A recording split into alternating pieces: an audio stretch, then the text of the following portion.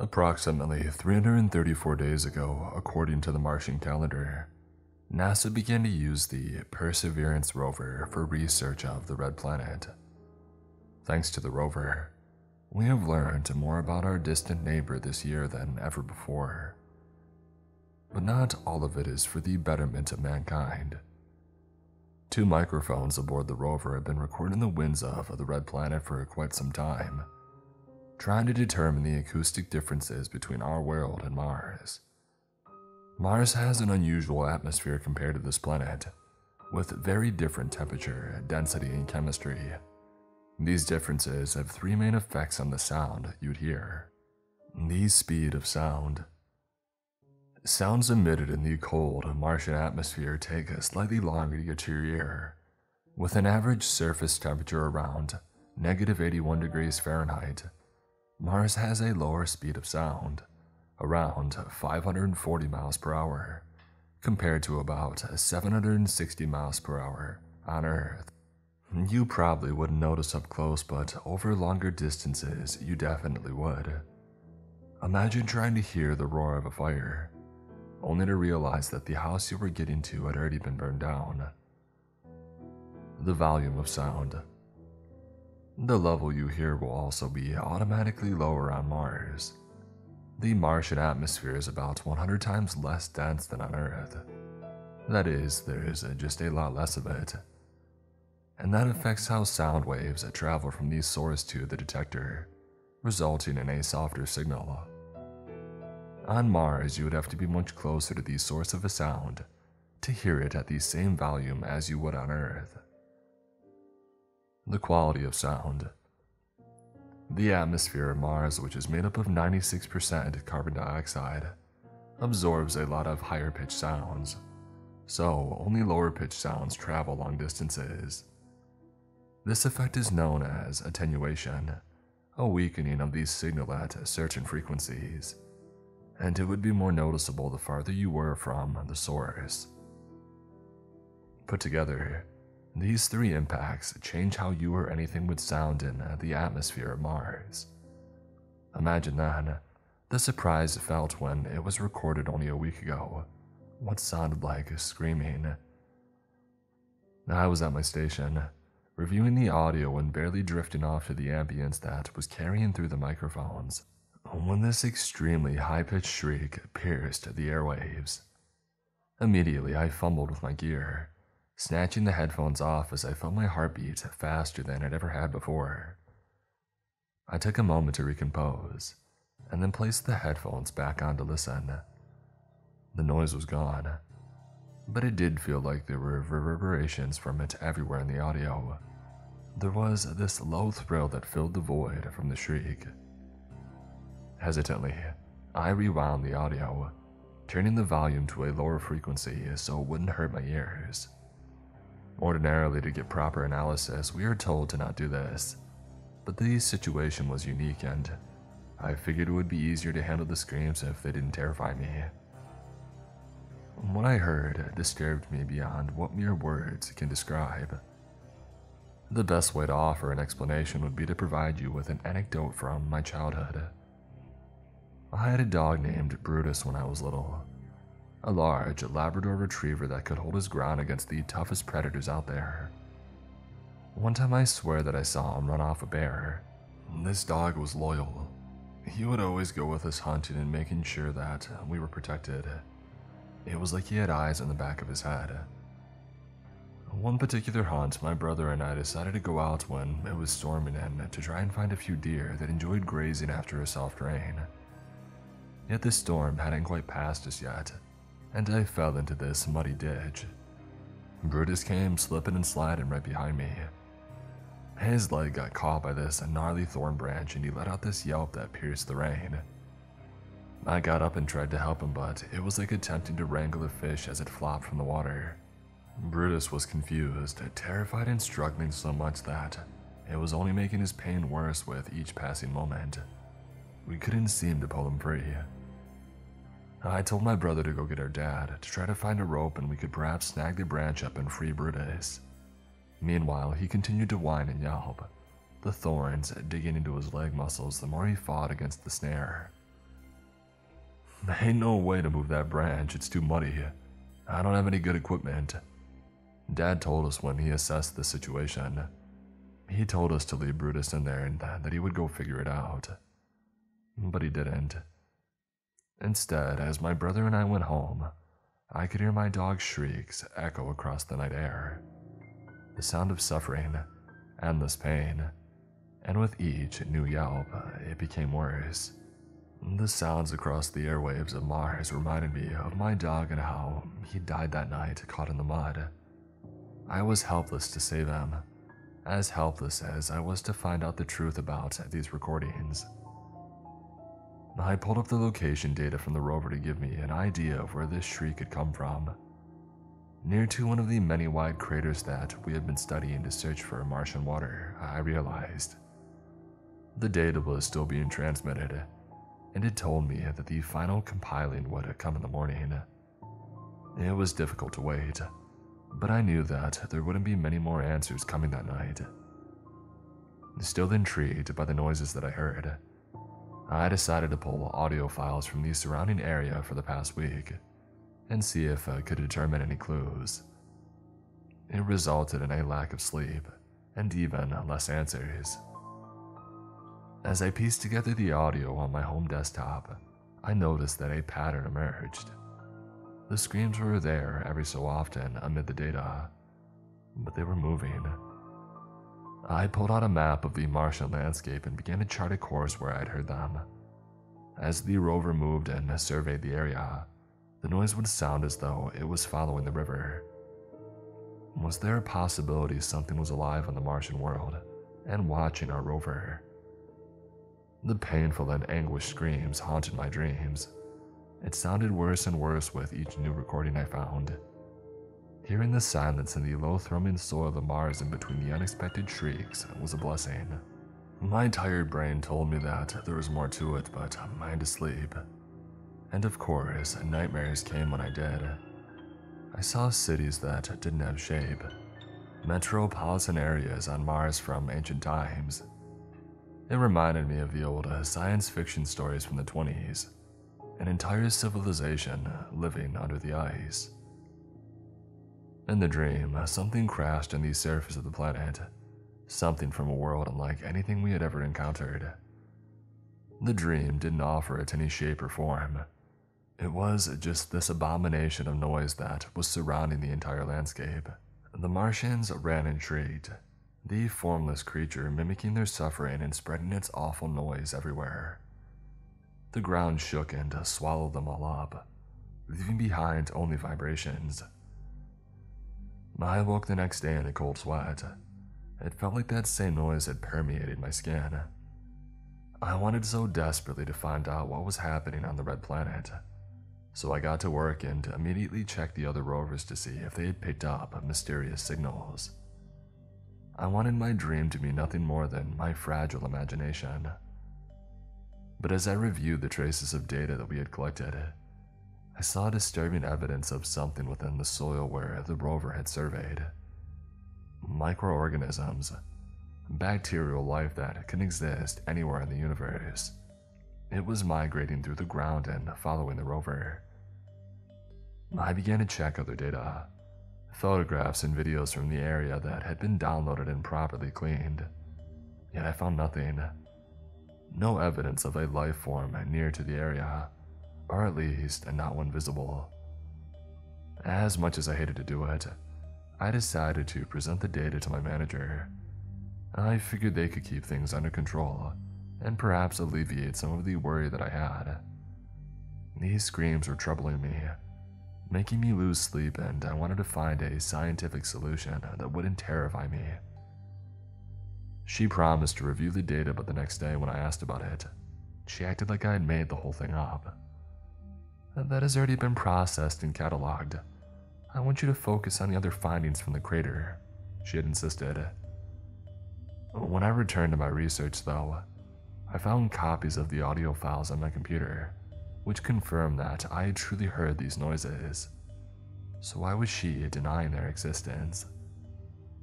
I tried to move them offline again to have someone outside of our facility review the data, but I soon found that the information was now heavily secured. Someone didn't want this to get out. My close friend, Stephen, told me. I showed him the chart of the Martian landscape that I had been reviewing, and he began to trace a pattern from where the different noises had come from. And each time you said that, it's a high-pitched noise, he asked. I nodded and he told me something that should have been plainly obvious. This thing is getting closer and closer. Each time you record it, the pitch is decreasing. The wavelengths are traveling to you slower and slower as well. In other words, something may have gone terribly wrong on the surface of Mars and we don't even know about it yet. Do you believe it could be something dangerous? I asked. What have these samples shown? I reviewed them again. The sudden findings of life that I had recorded were now gone, erased completely. Rewinding that trace data showed a shocking result. When the noise came, the bacterial life forms would shrivel as a result. These screams were acting as a pestilence on the Martian world. The next nightmare I had was more vivid. The extraterrestrial parasite which had crashed on the planet was now infecting the ground. I saw a lush and vibrant Mars transform into the wasteland that we knew so well. The civilization that named the planet home was killed in only a matter of weeks, and then the virus ate them alive, devouring every part of their body and possibly even their soul. I saw the invisible effects of these screams on the planet everywhere I looked in my dream. Scars that ran deep into the red core revealed wounds of dead soil, dangerous invisible parasites that eagerly cling to any life that passes by. Suddenly, I felt my legs slipping into the crimson soil being pulled under. Dragged down to this Martian basement, I found myself scraping and gasping for breath as dirt and soil was spilling into my throat, and I was drowning on this alien world.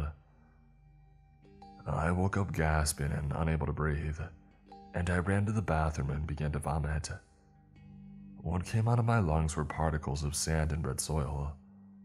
I looked down at my body, astonished to find that I was covered in the color of Mars from head to toe. Swiftly, I bathed and shook away the nightmare, disturbed by the sudden telepathic connection I had with the planet. Was it because of the infectious noise that I had heard? Was it trying to eat me alive the same way it had the old Martians? I tried again to tell my supervisors of the potential threat, but instead of listening, she informed me that I was going to be relocated to a different department. There was evidence that you attempted to retrieve secured audio files recently and to share them, which goes against our policy. You're lucky you have a job at all, she told me. I was astounded at the sudden change in attitude.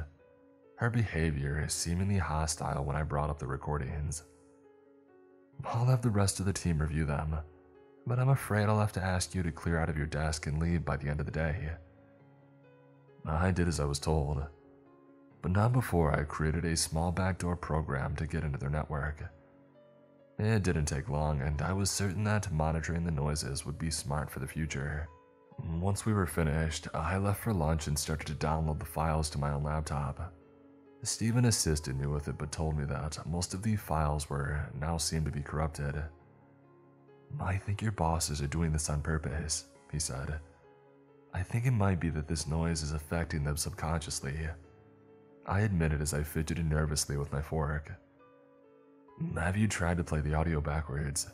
He asked casually. The thought hadn't even occurred to me.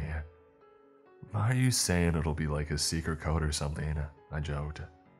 No, but it could reveal something about these samples that were missing, he told me. As we experimented with the corrupted audio again, I heard distortions and shrieks again, and he immediately became tense. Jesus, that's a nightmare, he had whispered nervously. His hair was standing up on his arm as we kept listening, and I commented, It gets louder every time the rover is obtaining samples. These samples that are transmitting data here, transferring whatever this is to Earth, he asked. Neither of us knew what to make of that implication, but he requested to review the data and try to hack it that evening, so I let him. I called my boss that evening, begging her to listen to reason. Something about all of this was very wrong. You need to step out of the way of progress. These samples will show us how the entire planet of Mars has evolved into the Eden it is today. And Eden? Are we talking about the same planet? I asked with a soft laugh, but she didn't appreciate the joke. Her tone was serious.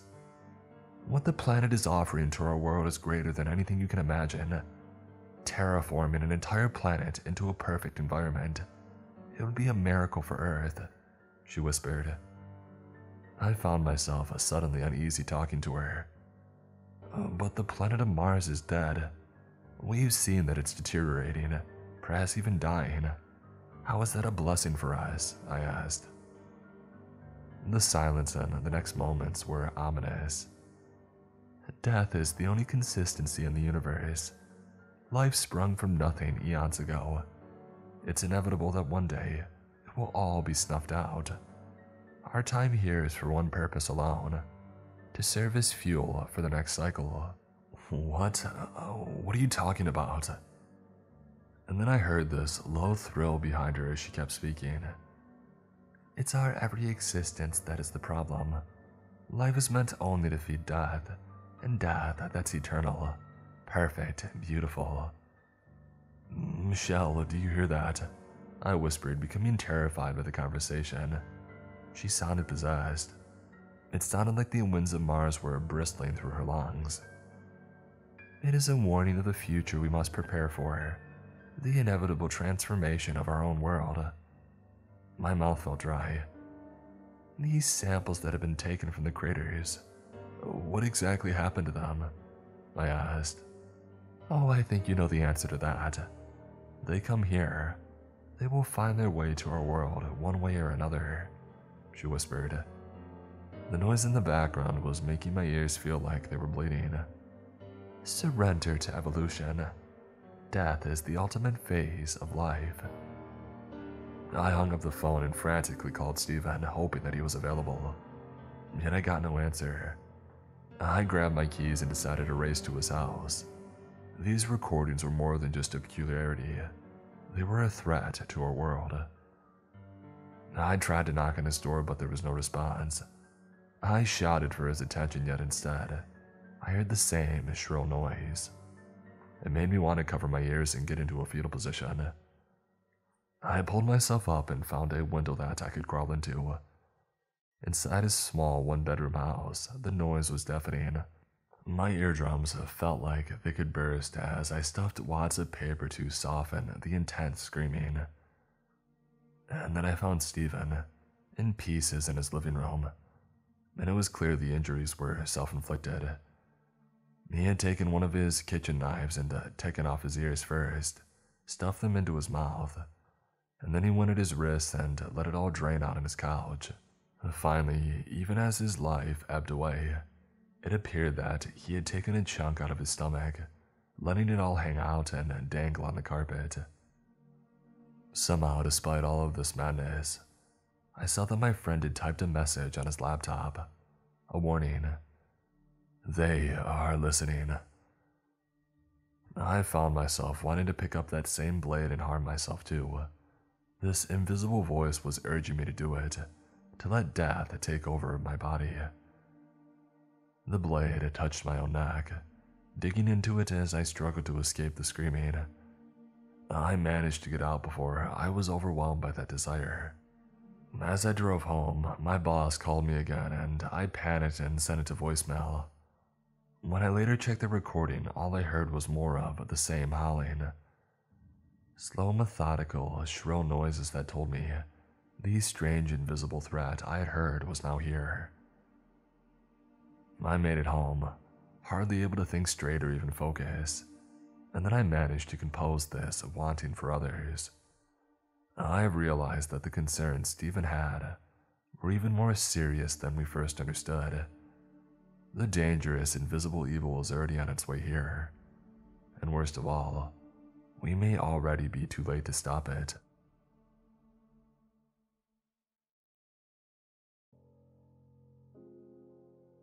The first manned mission to Mars began well enough. Launched without the knowledge of the general public, it lasted for almost a decade, silencing the naysayers in NASA and abroad. It was by all measures a success, until this series of unfortunate events occurred. These unexplained phenomena brought the entire project to a crashing halt. All contact was lost after 9 years of successful habitation on the Red Planet.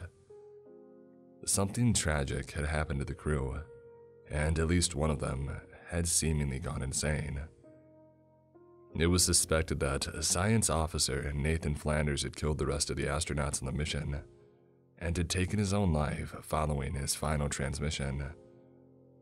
That's where the 4 of us came in. We were sent to conduct a salvage operation and tasked with surviving against all odds on the barren planet's surface. Instructions were to use what we could from the old base. The multi-billion-dollar array of advanced equipment was invaluable, and some of it was reportedly irreplaceable. Our flight and landing on the surface went well, proceeding without incident. Despite that, our nerves were on edge and the 4 of us were jittery with anticipation as we made our way from the landing craft to the hatch, which led to the underground habitation unit. The area surrounding us looked surprisingly similar to Earth, a desolate desert region scattered with flat rocks and boulders, and a sheer wall of rock that jutted out from the ground upwards stood just behind the old habitation unit's coordinates. We bounded toward the hatch, stumbling awkwardly in the lower gravity. I felt occasional moments of success when a step forward was executed just right, but otherwise it was awkward and clumsy. I fell over at one point and bounced back up after a couple of attempts. There was a smile stretching across my face though, and I looked over to see Denise was doing the same. We couldn't help it. We were each fulfilling a lifelong dream, and despite it perhaps because of the tension of the situation, we began to grin like idiots and laugh. Finally, we had reached our destination. Raymond pried open the hatch door. Dust and sand poured off the flat surface as he heaved it open. Clearly, it had been a while since anyone had gone down there, into the pitch blackness below. The possibility that anyone was still alive in the habitation unit was unlikely, if not impossible. But we had been prepared for nearly any situation. There had been enough food and water supply for one man to survive, and we were told there was a slim chance that we would be forced to defend ourselves if compromised crew members were still alive down there. Last contact had been made with Nathan Flanders, the failed mission's science officer. He had claimed there was something down below, in the area being dug out for the base's expansion, some sort of organism, and that it had infected the crew. He had called it telepathic slime mold, according to reports. Ridiculous, of course. Nothing could live in the freezing temperatures of the caverns beneath the surface of Mars. It was far too cold for that. But the rationale for that specific delusion made some sense. Flanders had researched slime mold extensively during his formatic academic years, so it seemed to follow logically that he would revert back to thinking about it during a mental break. At least that was what the psychoanalysts back at base thought, that there was some traumatic event underlying all of this that he had failed to disclose on his psych report. As we climbed down into the habitation unit, I began to suspect that we had been wrong to think that he had been lying, that we had been wrong about everything. Whispering voices were speaking in my mind, but I had dismissed it as nerves and adrenaline, my overworked mind playing tricks on me. The darkness was total as we descended the ladder. By the time that we got down to the floor and switched on our headlamps, it was too late. The hatch had slammed shut above us automatically, and we looked around in horror to see the controls to open it up again had been covered by yellow, slimy webbing that writhed and pulsated as if alive. It was disorienting and surreal, and for a moment, I felt like a fly who had fallen into an labyrinthine spiderweb. It surrounded us in spiraling whirls that enveloped everything in a many-stranded maze of stringy, serrated slime mold. All of the habitation unit and its high-tech interior was covered with the stuff. It was built up on the walls and on the ceiling, covering the floors and leaving only the ladder and the small space around the base of it open, as if waiting for us, not wanting to alert us to its presence until it was too late and we were trapped. The yellow webs writhed and moved all around us, reaching out tendril-like towards us from the walls and stretching out to touch us. Oh my god, what is this? I heard Aisha whisper breathlessly through the radio.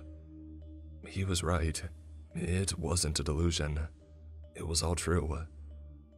We need to get out of here now. The captain ignored me, moving forward despite my objections. Hang on, said Raymond. We have to see if we can salvage anything. Maybe we can do something to get rid of this stuff. At the mere mention of that, the yellow slime mold began to whip itself into a frenzy. A piercing ringing noise invaded my mind and my ears. It felt like someone was stabbing into them with sharp pins. My knees buckled from the pain, and I nearly fell to the floor. But the sensation subsided a few moments later and we all relaxed. Why do you not seem at least a little bit fazed by all of this? I asked Raymond, suddenly suspicious. I felt like he was the only one not even remotely surprised by the fact that Nathan Flanders had been telling the truth. There really was a life on Mars, and it wasn't human. The three of us would never have come if you had known the truth, he said under his breath. His words were in a monotone, not sounding like himself at all. And besides, it was classified. You knew? I shouted at him in rage. How could you drag us here knowing this mind-controlling slime was real? As I spoke, the yellow gunk was stretching, spreading and climbing up my boots toward my ankles. I tried to push it away with my hands and it got stuck to my fingers and expanded, rapidly growing up my hands and onto my wrists.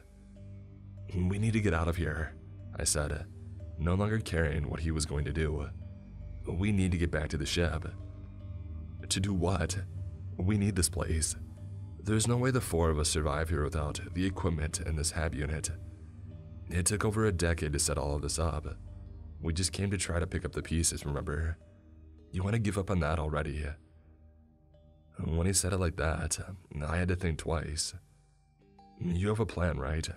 Something that you didn't tell us about. Another secret that you kept from us.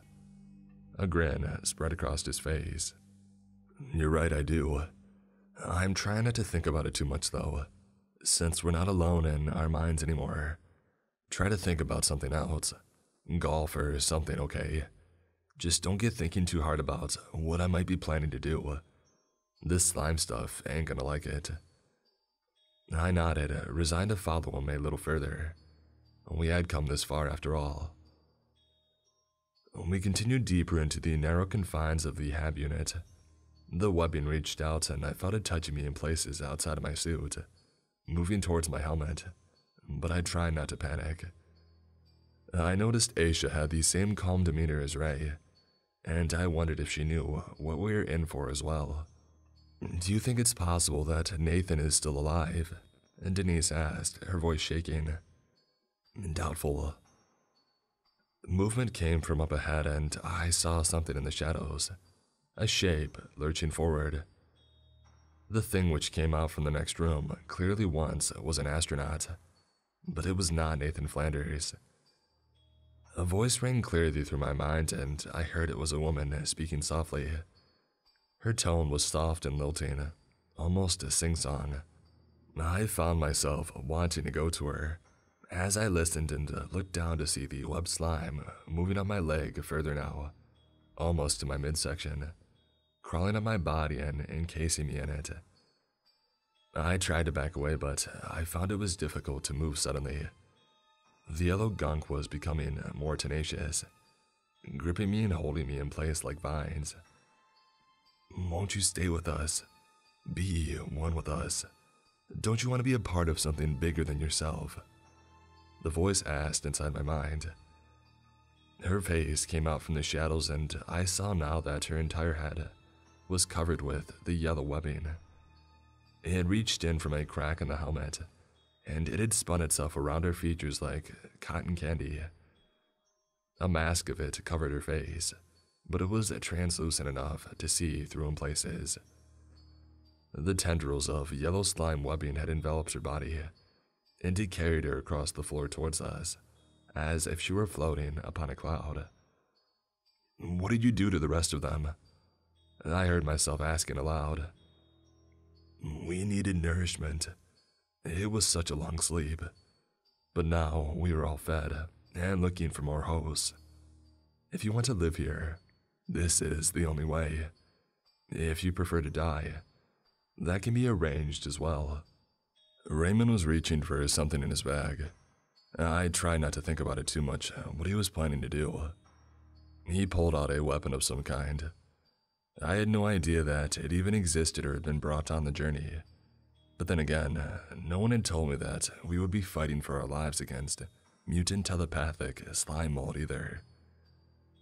The horrifying web-covered astronaut who was coming towards us was close now, only a few meters away in the confined space. Ray squeezed the trigger and the gun let out a blast of reddish-white light, like a wide laser beam. It went past our attacker, missing wide. She was closing in now, the webbing bringing her towards us like a wicked chariot. He fumbled in his bag for something and pulled out a small, square box. Pushing a button on the gun, it ejected a smoking cartridge, and I realized he was reloading, but he had almost no time. The horrifying creature was almost within striking distance now. Slamming the fresh battery into the slot, he pulled the trigger just as the web-covered astronaut thing was mere inches from him. The blast ripped a hole through the center of the creature, and she let out a piercing scream which ripped through my mind. It took several moments to quiet, but still lingered like my ears were ringing. Ray pulled another fresh battery pack out from his bag and changed it for the old one. It seemed that the gun was single fire and it needed to be reloaded after each laser burst, but still, it was a formidable weapon. Another top-secret military project, I guessed. The possessed astronaut woman was lying on the ground, twitching and writhing, moaning in pain. Raymond walked towards her and pointed the weapon at her head, and then he pulled the trigger once again. At point-blank range, it obliterated the head of the possessed astronaut, putting her out of her misery and stopping her never-ending torment. I shuddered at the thought of having my body controlled by a parasitic creature, controlling me like a puppet. This horrifying mental image rattled me badly, especially when I looked down at my hands and feet to see them being covered by the exact same stuff. Enough, Ray. We're lucky to be alive after that. Now can we please get the heck out of here? Raymond looked me in the eyes and loaded a fresh battery into the gun. Not even close. We have to keep moving. We have to get to the source of it. I have coordinates. It'll be down in the caverns below the HAB unit. Are you insane? We don't even know if there's a source to this madness. And even if it exists, we'll never get to it. Look at this stuff.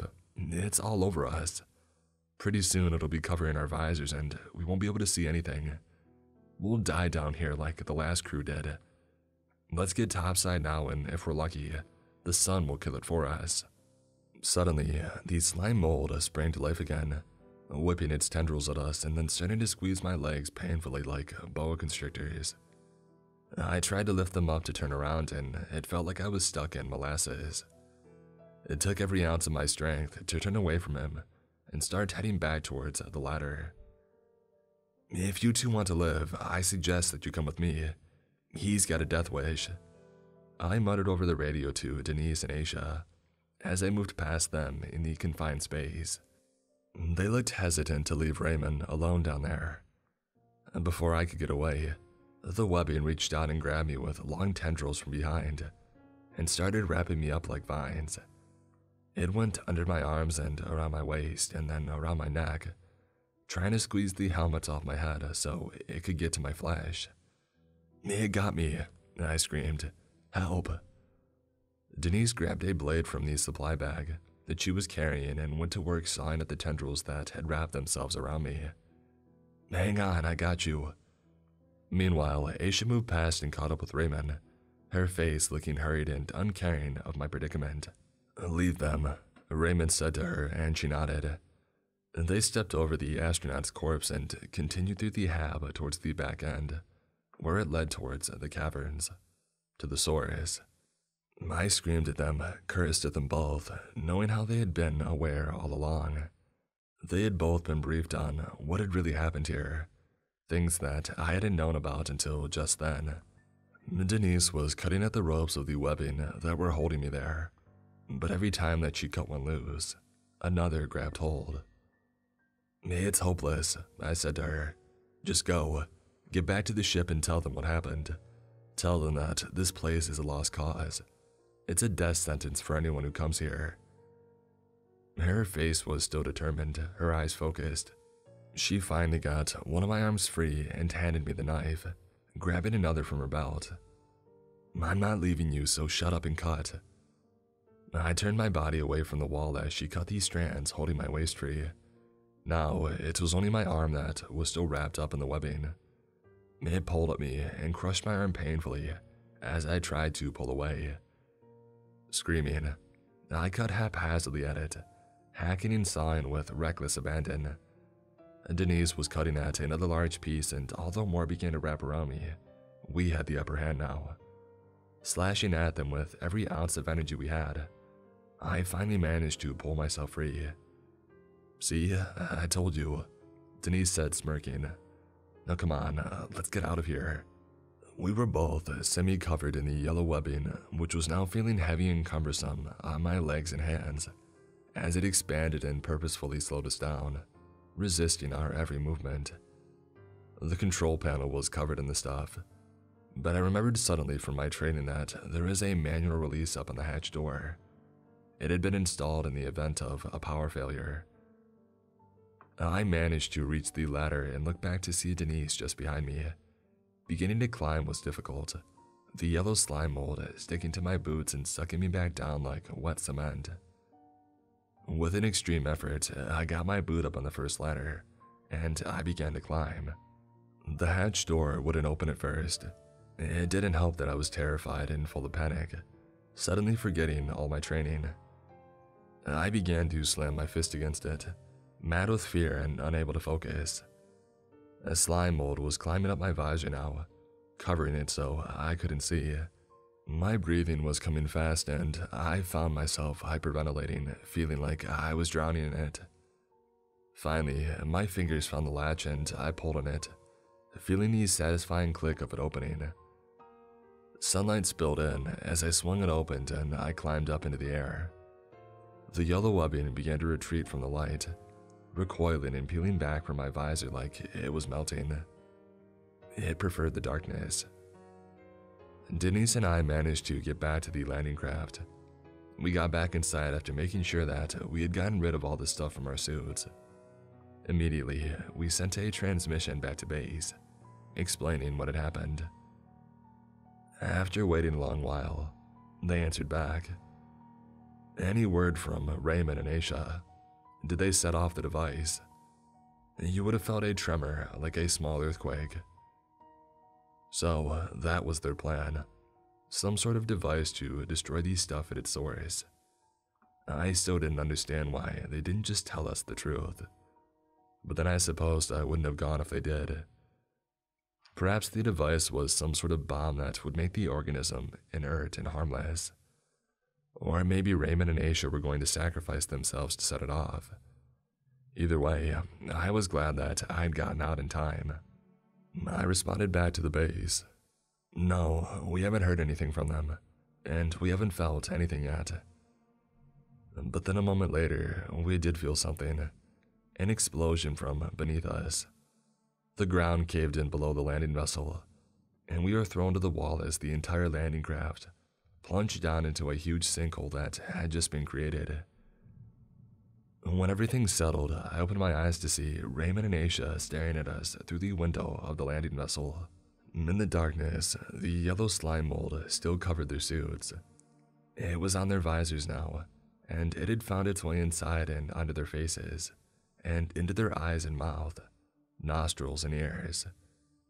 They were being controlled by the parasitic slime mold now. It was controlling their actions, and they had used the device designed to destroy it, to instead bring us down below, into the darkness, where we would be vulnerable to it. We held the doors closed as they pulled on the latch, trying to get into the ship. There was a steel rod which we had managed to wedge the door closed with, at least for now. But still, it wouldn't hold forever. I can already see the yellow webbing sneaking in through the edges of the door, punching through weak points in the hull and growing vine-like into our living space. It is spreading and moving towards us steadily, to our cramped spot in a corner where we watch them encroaching. There are still people at NASA who want the public to know the truth, to know about this cover-up. They said that they'll get this out there for us, one way or another, because they know, as well as I do, the red planet is damned, and the human race should never return here.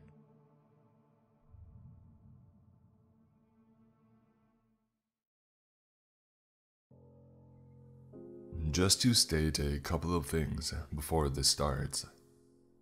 I work for NASA and received this transcript from our colony on Mars. I am posting this on behalf of my colleague.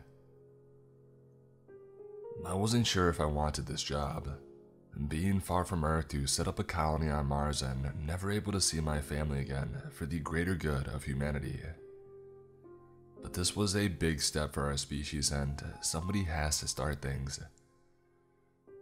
I was hired as a biologist, but also worked as an engineer. Giant machinery was seen outside digging into the Martian planet. We thought we had stumbled across ancient remains of a lost civilization when excavating for minerals. I stood there watching the excavation when my friend John walked up next to me. Pretty big project we got going on, huh? Yeah, what gives? No clue. Something about some relic they found. Got the synagogue guys going nuts. For clarity's sake, John was my good friend but also one of the security guards. As for the Martian religious folks that are referred to as the Synagogue of Al, referred to a group of individuals who began to spread a new religion, that the ancient Martians were our creators and that they colonized Earth thousands of years ago. They believed that their gods left behind something on Mars to jumpstart human evolution, and that we finally found it. Just then, someone ran into the room calling us. You guys better get your suits on, we need some extra help out there. Lucky us, right? John said. I was excited. Curiosity washed over me as I wanted to get a good look at some ancient alien relic, finding proof that we aren't alone. I suited up in my spacesuit and began to make my way to the site.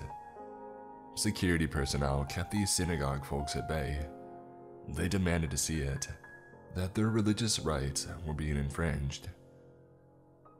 Once we were let in, I saw what appeared to be a large stone-like structure molded into the ground. It had some marking glowing in an alien language that I didn't understand. Oddly, the closer I got, the more uneasy I felt. One guy got too close to touch the structure, and a few seconds later, he began to put his hands over his head, saying that he felt some sort of pain in his brain. Medics arrived and escorted him out. After repairing one of the machines, I made my way back inside. Once back inside, I saw the man being wheeled into the medbay. Poor guy. The stress of deep space must have gotten the best of him. After all, we don't see much out here, and finding this could just be information overload. And then I heard the intercom speak. Security to the mess hall. I repeat, security to the mess hall. Let's go see some action, man. Come on. John spoke. I saw two men getting into an argument, a man and a woman, and the man was upset that the woman had called his faith BS History Channel mumbo jumbo. Once security had calmed down the dispute, someone walked up onto the table and began to speak. It was one of the synagogue priests. My fellow brothers and sisters, rejoice as we have found God. Now is not the time for anger, as I too am eager to see this relic. However, we must be patient. One of the people in the crowd yelled out, Why do we have to wait for all the workers to get to see it? What about our rights? The crowd cheered him on and began to respond to their own concerns. The priest replied, Now, I understand your frustration, but I have spoken to those in charge and they assured us once the relic is properly cleared, we will be granted access to visit what our gods have left behind. We must respect their wishes as they have respected ours. John spoke to me. What a nut job, right? John winked at me and then shouted to the pastor, Who's to say what you know is even true? Sure, it's weird and it could be some ancient relic that's alien, but in case you haven't noticed, we already conquered heaven, and guess what? God wasn't home. Your God, perhaps. Our God is very much in our presence. Later on that night, we got a call that there was an assault in the medbay. We ran over to the same guy who had touched the relic, that he had the doctor in his arm with a knife over his throat. We urged him to calm down, but he just said, Those pills don't work for me. I can't sleep. He said they would help, but they don't. I just keep seeing these things in my head and I can't get them out.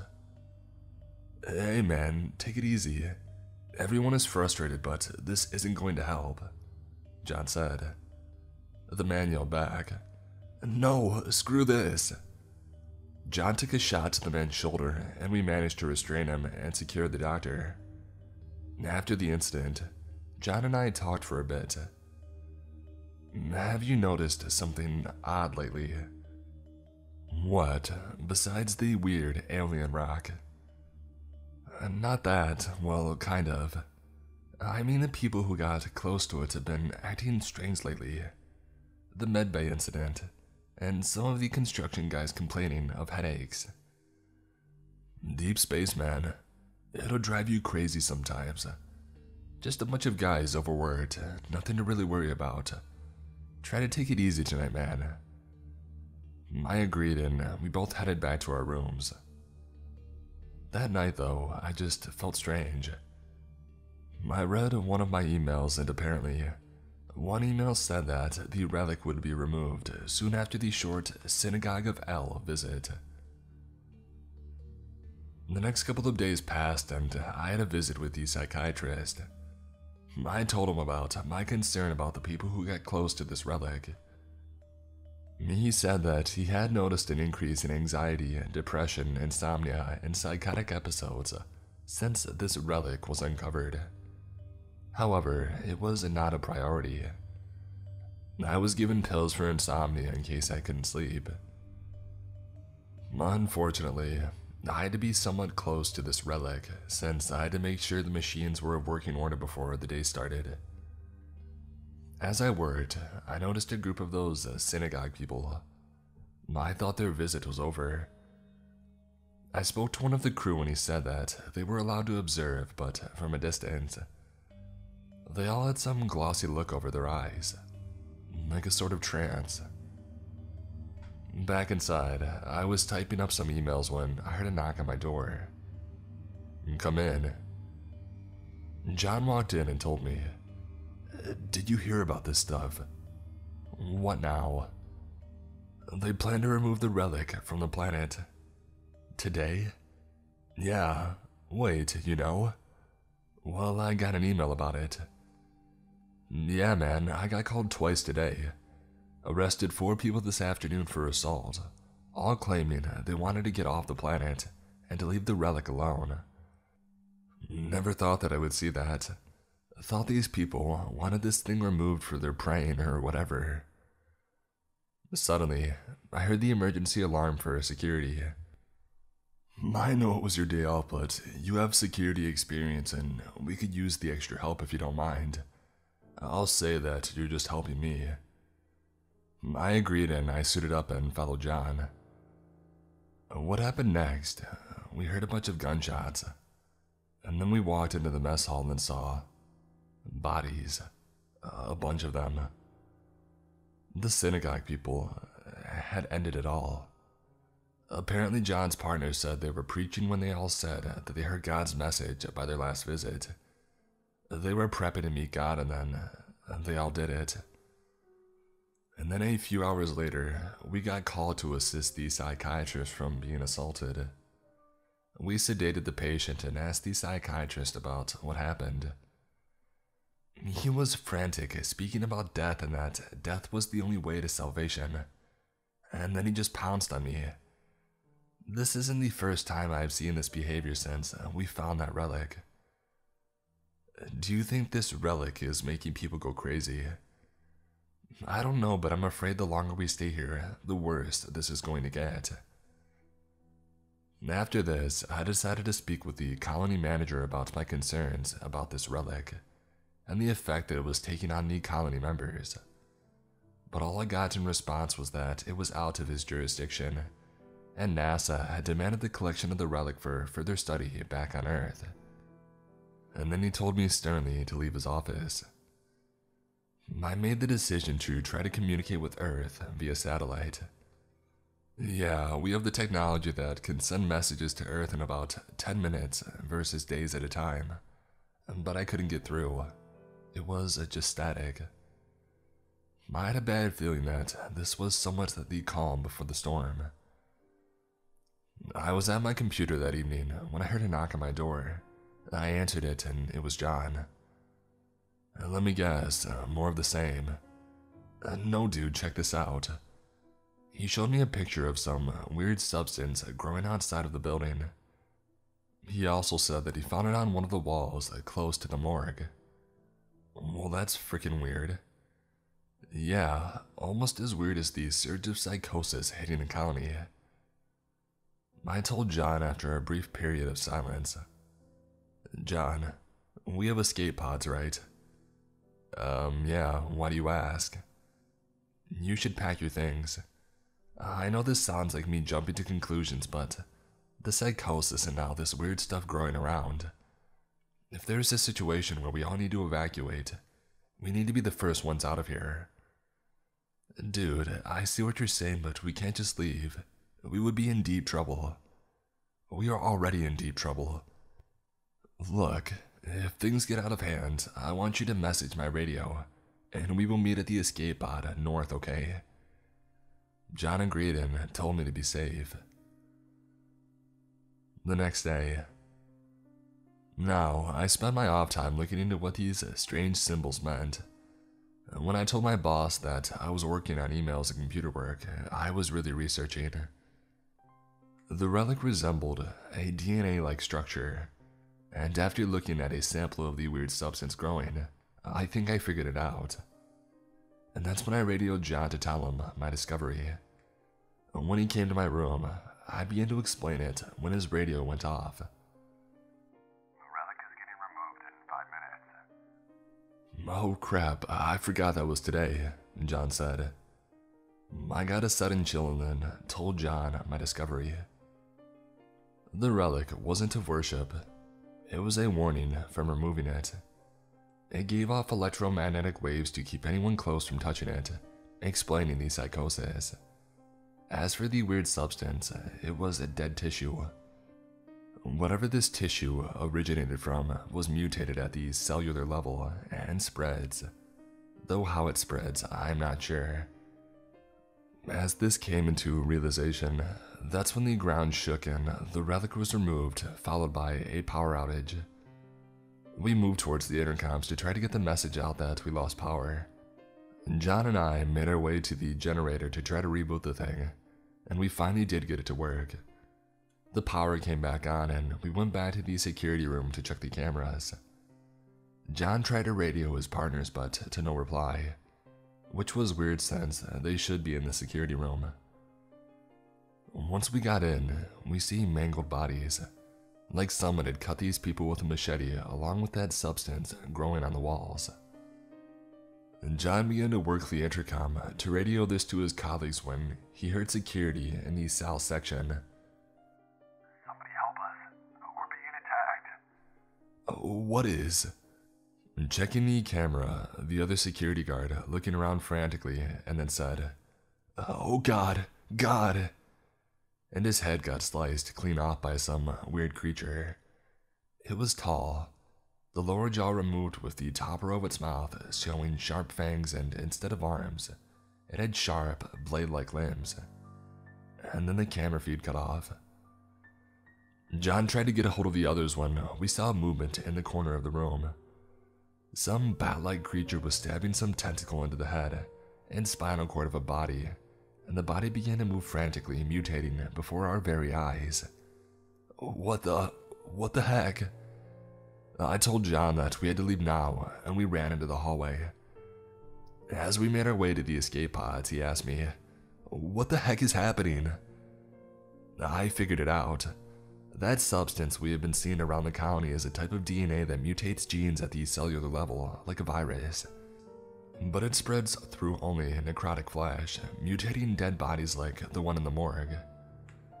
Okay, so what the heck killed the security personnel in the first place? No idea, but it doesn't matter. We have to get out of here before everyone packs the escape pods.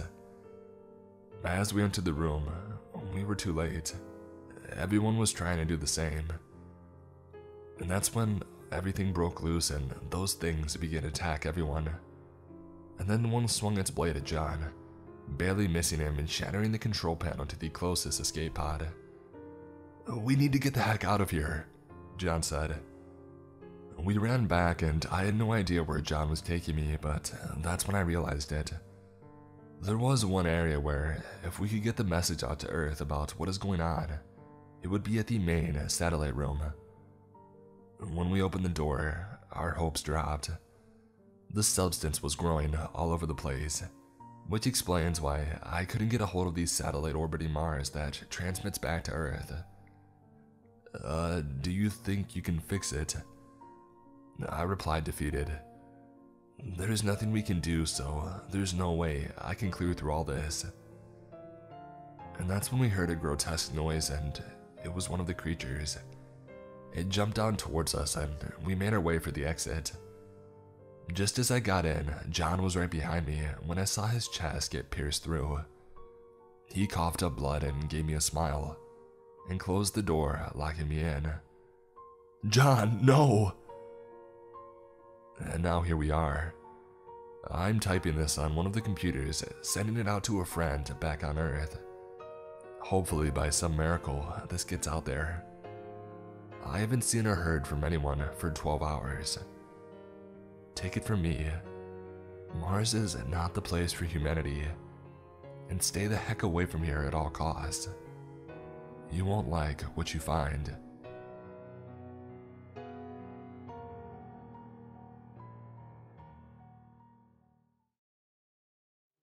Today's episode is sponsored by Rocket Money. How closely do you track your bank statements and credit card history? Are you combing through every single charge, a subscription on a regular basis, or just assume everything's fine until you notice that something's weird? Honestly, for me, I don't have time to watch my accounts that closely. But now that I'm using Rocket Money, it does all that for me so I don't have to worry about it. Rocket Money is a personal finance app that finds and cancels your unwanted subscriptions, monitors your spending, and helps lower your bills so that you can grow your savings. Rocket Money has over 5 million users and has saved a total of $500 million in canceled subscriptions, saving members up to $740 a year when using all of the app's features. Stop wasting money on things that you don't use. Cancel your unwanted subscriptions by going to rocketmoney.com/MrCreeps. That's rocketmoney.com/MrCreeps. rocketmoney.com/MrCreeps.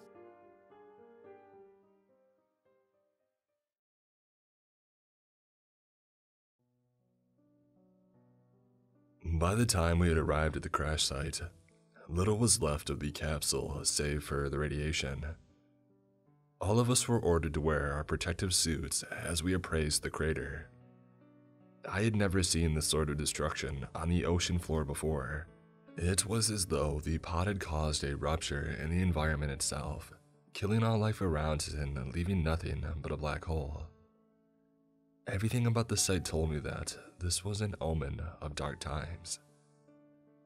The circumstances didn't allow for me to wonder what had happened here, as I knew that several other international agencies were already searching for the remaining cargo. This was a monumentous discovery, regardless of how tragic it was that the crash had caused so much damage. Despite my misgivings and fears, I had to push forward. Pushing the rover deeper, I maneuvered the arms on either side to unlatch the cargo hold of the pod, giving clear access to my deep-sea camera. We could make out 5 large steel crates that would change our scientific understanding of the Red Planet forever. "Alright, get them up to the surface ASAP. We've got the helicopters ready," a voice said over my comm. That was my supervisor, Paul Baker, reminding me again this was no time for sentimentality. Work still needed to be done. Using the rover's claws-like arms, I maneuvered my own undersea drone to grab a hold of one crate and I pulled it out. A rush of air and bubbles releasing pressure. It still felt unreal to recognize that what I was holding did not come from our Mother Earth.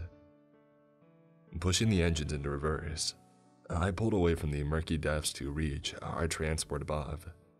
It was time to make history, for history to decide what our role would be. 3 hours and 3,000 miles later, we were back at the hive. To describe it would be nearly impossible to the uneducated person, but it is both a technological masterpiece and a thing of beauty all at once. Its official name is the Mars Terrestrial Habitation Biome No. 4. But my good friend and occasional romantic partner, Dr. Anna White, coined the term hive last spring, and the name has stuck ever since. She was there waiting for me when we had returned with the cargo, fully suited up and ready to take it into the facility. Security was on high alert. No one knew for sure what had caused the capsule to break, and we still hadn't heard from the Accolade 2, the Mars side of our project, since the incident began. I knew our supervisors didn't want a repeat of what had happened on the moon less than a year ago, so every precaution was being taken. I shudder to think of those nightmarish accounts again.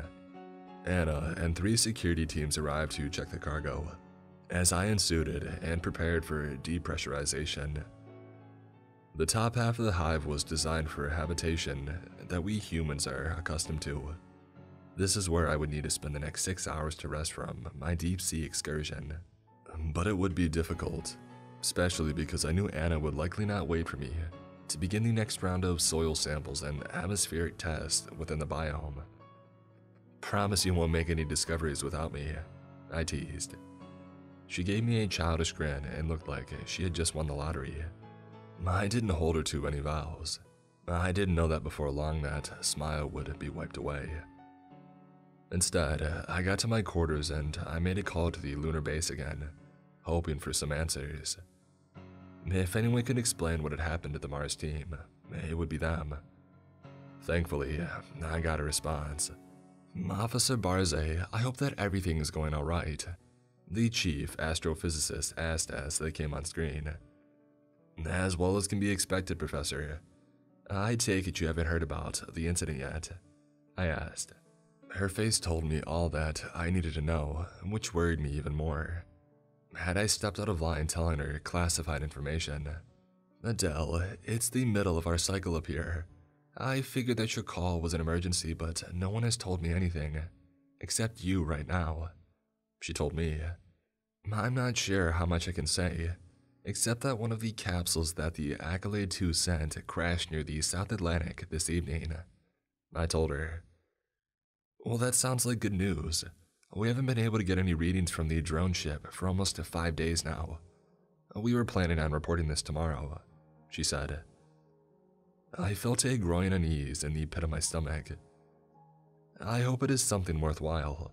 Dr. White, CSO Dyer, second CSO Eisenhart, and myself will begin the next phase of terrestrial experiments within the day, I told her. She nodded, seemingly struggling to stay awake. Keep me informed, she said. I will, I promised, realizing this was probably an excuse to get rest. I closed the channel and sat back, pondering over whether to go to the biome early or sit it out. I knew impatience would foster only more problems. So I closed down all devices and I got some sleep. The last good night's rest I would ever have. November 4th, 900 hours.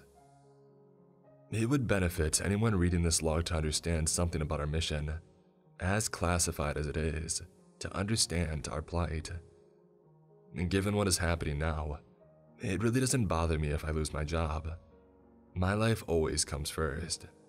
And if I am to die, I think people have the right to know. It'll likely be months before anyone reads this. I've saved everything in a cloud document to be released anonymously online. So, whatever the result, I want others to be aware of this catastrophe. I joined the team as a result of my grades under the late Professor Petrel, the man that rekindled my love for space. As a child, I always dreamed of traveling the stars, but it seemed so far off. Attending and listening to the professor's lectures at the university were like a breath of fresh air. Suddenly, with people like Elon Musk entering the scene, space travel was becoming relevant again. One day, out of the blue, shortly before he ended it, my mentor asked to see me. I remember every detail of the conversation, for it was our very last. Adele, I have trained you so much for life beyond this world, but I fear that it is still hardly the beginning of your education, my dear, he told me with a wary sigh. I still have 3 years left to graduate, sir. I can learn a great deal more, I told him with a laugh. This is not a time for jokes, my dear. I'm telling you that everything you have learned is about to change, he said harshly. I stifled back a laugh and stood up straight, listening as he explained. There is a program that I enrolled you in last semester, doing great work to understand the workings of Mars. Yesterday, the chief research officer contacted me to look at your credentials. Adele, do you know what that means? I was at a loss for words. I had heard rumors of studies going on the Red Planet, but most of that was funded by NASA. I wasn't aware of any private research, but my only question was, what are they trying to find? Hopefully, the key to our future on this planet, Petrel told me. I was given only 3 days to pack and told to keep my new assignment a secret from everyone, even family. Part of me was anxious, another part frightened. There was a lot going on that I didn't fully understand, and it felt like my mentor had tossed me into the deep end with sharks. His sudden death shook me even harder, making me wonder if he had taken his own life as a result of something connected to this project. Some of the research that the university did wasn't exactly considered legal, and when I arrived at the underground habitation, I could tell that the work here was meant to fall into that category. The chief research officer, Baker, gave me a brief rundown of the job when I had arrived. You were chosen because of your expertise in atmospheric research. This is a vital operation for our attempt at terraforming the Red Planet. But what we do here is not something that will be heard about on the nightly news or in tabloids. Everyone here has to sign a non-disclosure agreement during their stay. And even though Professor Petrel had vouched for you several times, I'm afraid we can't make any exceptions. I understand. Good. It's easier if you fall in line with what we're doing here. The main reason the facility is so guarded is because we don't wish to be bogged down by politics or useless regulations that could stalemate progress. Everyone here works together on these same projects. That being said, understand that we are largely on our own here. If things go wrong or if there is an accident, no one will be coming to our rescue. Do you believe that you can handle that risk?" I told him that I could without hesitation. I didn't believe there was anything about our work that could be life-threatening. But then I saw the crash site, and seeds of doubt began to plant themselves in my brain. Anna was also worried. She had family that had died during a mishap on the lunar colony a year ago, and just being near extraterrestrial material had her on high alert. "Let's get this done so we can move on," I told her, as we both donned protective suits again. The hive itself is built with 3 separate rings, the one in the middle being the main habitat where we perform a majority of our work. To get there, you must move through a pressurized chamber. There are 4 of them that are a part of the middle ring relay system, and that is where Anna and I stand now. The idea is to keep all external atmosphere and bacteria away from the main habitat, hence why we have to strip down, go through a shower and then reclothe before being allowed in. It's a monotonous process, but it also is one that you get used to over time. Inside the habitat, you could easily believe that you are actually stepping onto Mars itself. The temperature averages 50 degrees below zero on a normal day, powered by a unique system of coolant and solar energy that also keeps the lighting the exact way it would be on Mars. If it weren't for our suits, I know Anna and I would be dead, but this is just routine compared to what we are trying to uncover today. These samples from the capsule, brought back to be seen amid the rich soil that we have cultivated here for the past 6 months. Anna and I open the compartments and release the fresh new samples, mixing them with the dirt and clay on the surface of the habitat. It looks very different from the samples that we are accustomed to. It feels different as well, more like a thick liquid material. It certainly reminded me of the type of molten goop one might find from a lava flow. Initial analysis shows heavy components of volcanic material. "Where did the Accolade crew say this was found?" Anna asked. I was staring at the glassy material, marveling at how it seemed to consume everything in its path. They haven't confirmed it just yet, but it likely came from the secondary rover near Arcia Mons. We've been attempting to enter some of the underground caverns near the Olympus for a while and proved unsuccessful. Arcia was the next candidate. That's strange. It seemed to be radiating heat a moment ago. I commented, checking my scans again. There had never been any signs of possible volcanic activity on the Red Planet for the past few centuries. Except for ancient samples from when the planet first formed, we had never encountered anything like this at all. But the readings that we were getting now seemed fresh, new. It was exciting to behold for a moment as we began to test the next sample, determining how the glassy substance interacted with the regular Martian soil. But that excitement soon shifted to nightmarish as we returned to continue the study the following day. The first red flag was when Baker told us that they could not get a proper reading on anything within the habitat. A glitch, I asked. Eisenhart and Dyer were inside the habitat, and according to Baker, they hadn't been heard from in about an hour. This raised security level automatically to stage orange. Anna and I agreed to suit up immediately and see what was going on.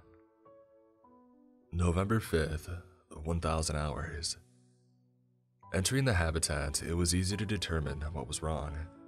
The sensors had made no lie. A tree had sprouted near to where we had been taking samples the day before. Getting closer told us what happened to our colleagues. Both Dyer and Eisenhart were now lying on the ground, covered in what looked like thin layers of spider silk. I felt my blood run cold as I wondered how it was possible for this to have happened so quickly. "I'm not getting any kind of reading on the tree," Anna told me. I didn't want to even dare to get close to it. The thing was abnormal in every sense of the word. It had literally grown overnight. "Send those scans to Baker," I ordered as I tried to get a hold of myself. I thought back to the circumstances surrounding the crash. A sense of foreboding had been following me ever since. This was a bad omen from the start, I thought, as Anna went to the nearby terminal, and I tried to check for vitals on our two coworkers. Much to my surprise, they were still radiating body heat. The tree, I suspected, was now keeping them alive. "Just what are you?" I whispered to the multicolored creation as I reached out toward it. My hand felt like it was on fire. I jerked back in pain and felt another dreadful aura begin to fall over me. This was beyond anything we had ever encountered. And then I turned to Anna and saw that she too seemed frightened. "Baker has sent back new instructions," she said, her voice shaking. "What is it? What do we do?" I asked. She looked like she was about to cry, and a moment later, my heart sunk in terror as I found out why. "He says we are not to leave the facility until we can determine the cause of this abnormality. Adele, we're trapped in here." I have seen death before, but not like this. Death is a natural part of our cycle. As a scientist, I understand that some things in our environment are designed to be there as buffers. Certain species often counteract others to provide a balance. The tree that is growing here in our underground facility is not like that. It comes from another world, an ancient and dead world that has not had life for perhaps a few million years. The fact that its presence here is allowing it to rejuvenate should be something that me and my colleague can celebrate. But that isn't what's happening. Two of my coworkers are comatose, trapped in some kind of strange substance that exudes from the alien tree, and then Anna and I are prisoners. Our chief research officer, Paul Baker, and the others in charge of the hive have decided that we can't leave the facility until we determine what has caused this sudden transformation. Whatever the tree is, it's a danger, and now we are being forced to be close to it, to study it and determine if there is a way to fix what has happened. Anna, my only colleague that is still awake besides myself, is doing her best to remain calm as I struggle to document the experience. I felt that, despite the danger that we are facing, a record had to be kept. The world needed to know that this sort of evil existed.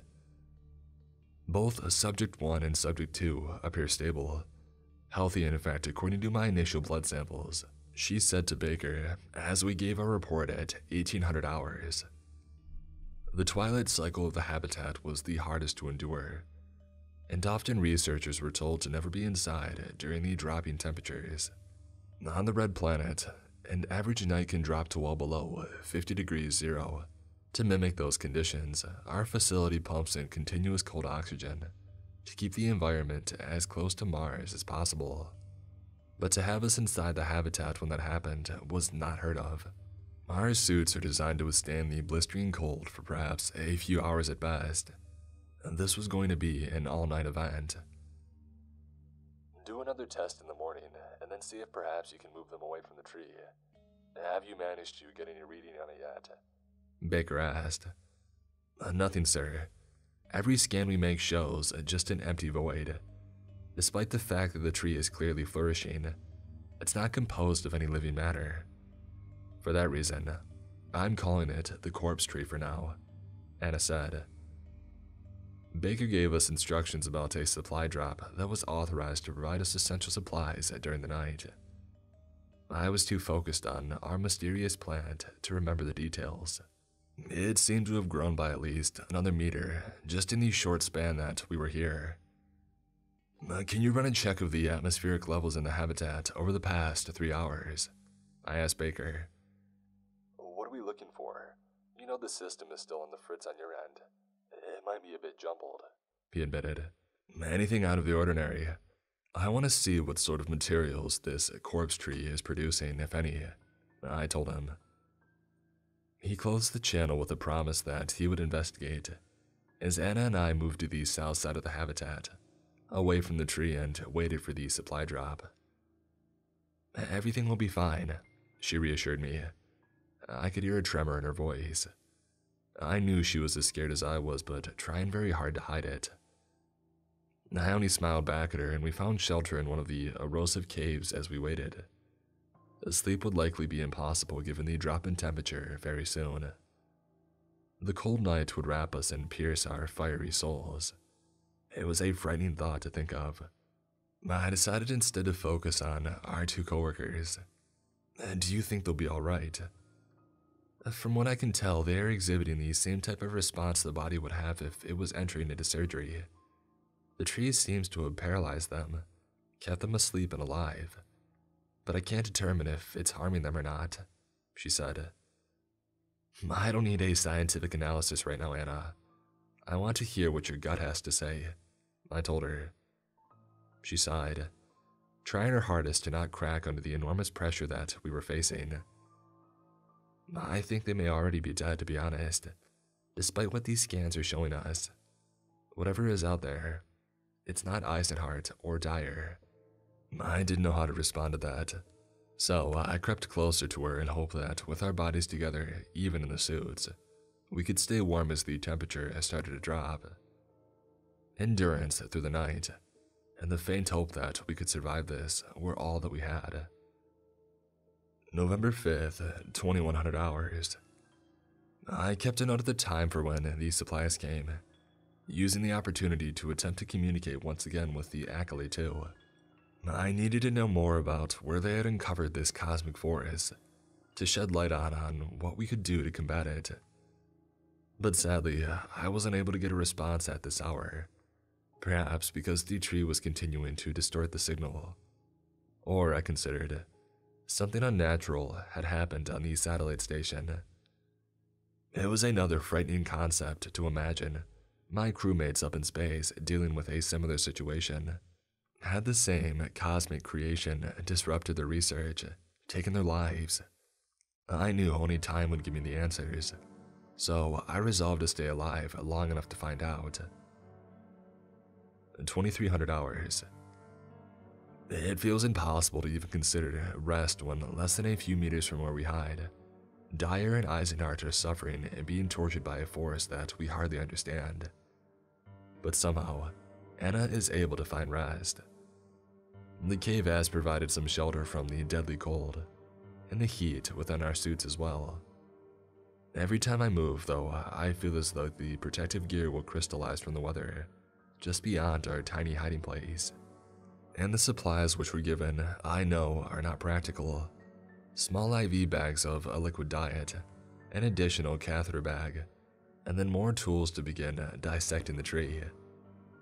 Just the thought of having to eat, to survive here in this place for longer than a day, is impossible to fathom. It has made me reconsider the options that our species have to even reach Mars at all. Everything about this environment is hostile toward our species. As I struggle to rest, the next unprecedented moment happens. A pulsing light shimmers from the core of the tree. I gently nudged Anna to try and wake her up, but she was as stiff as a board.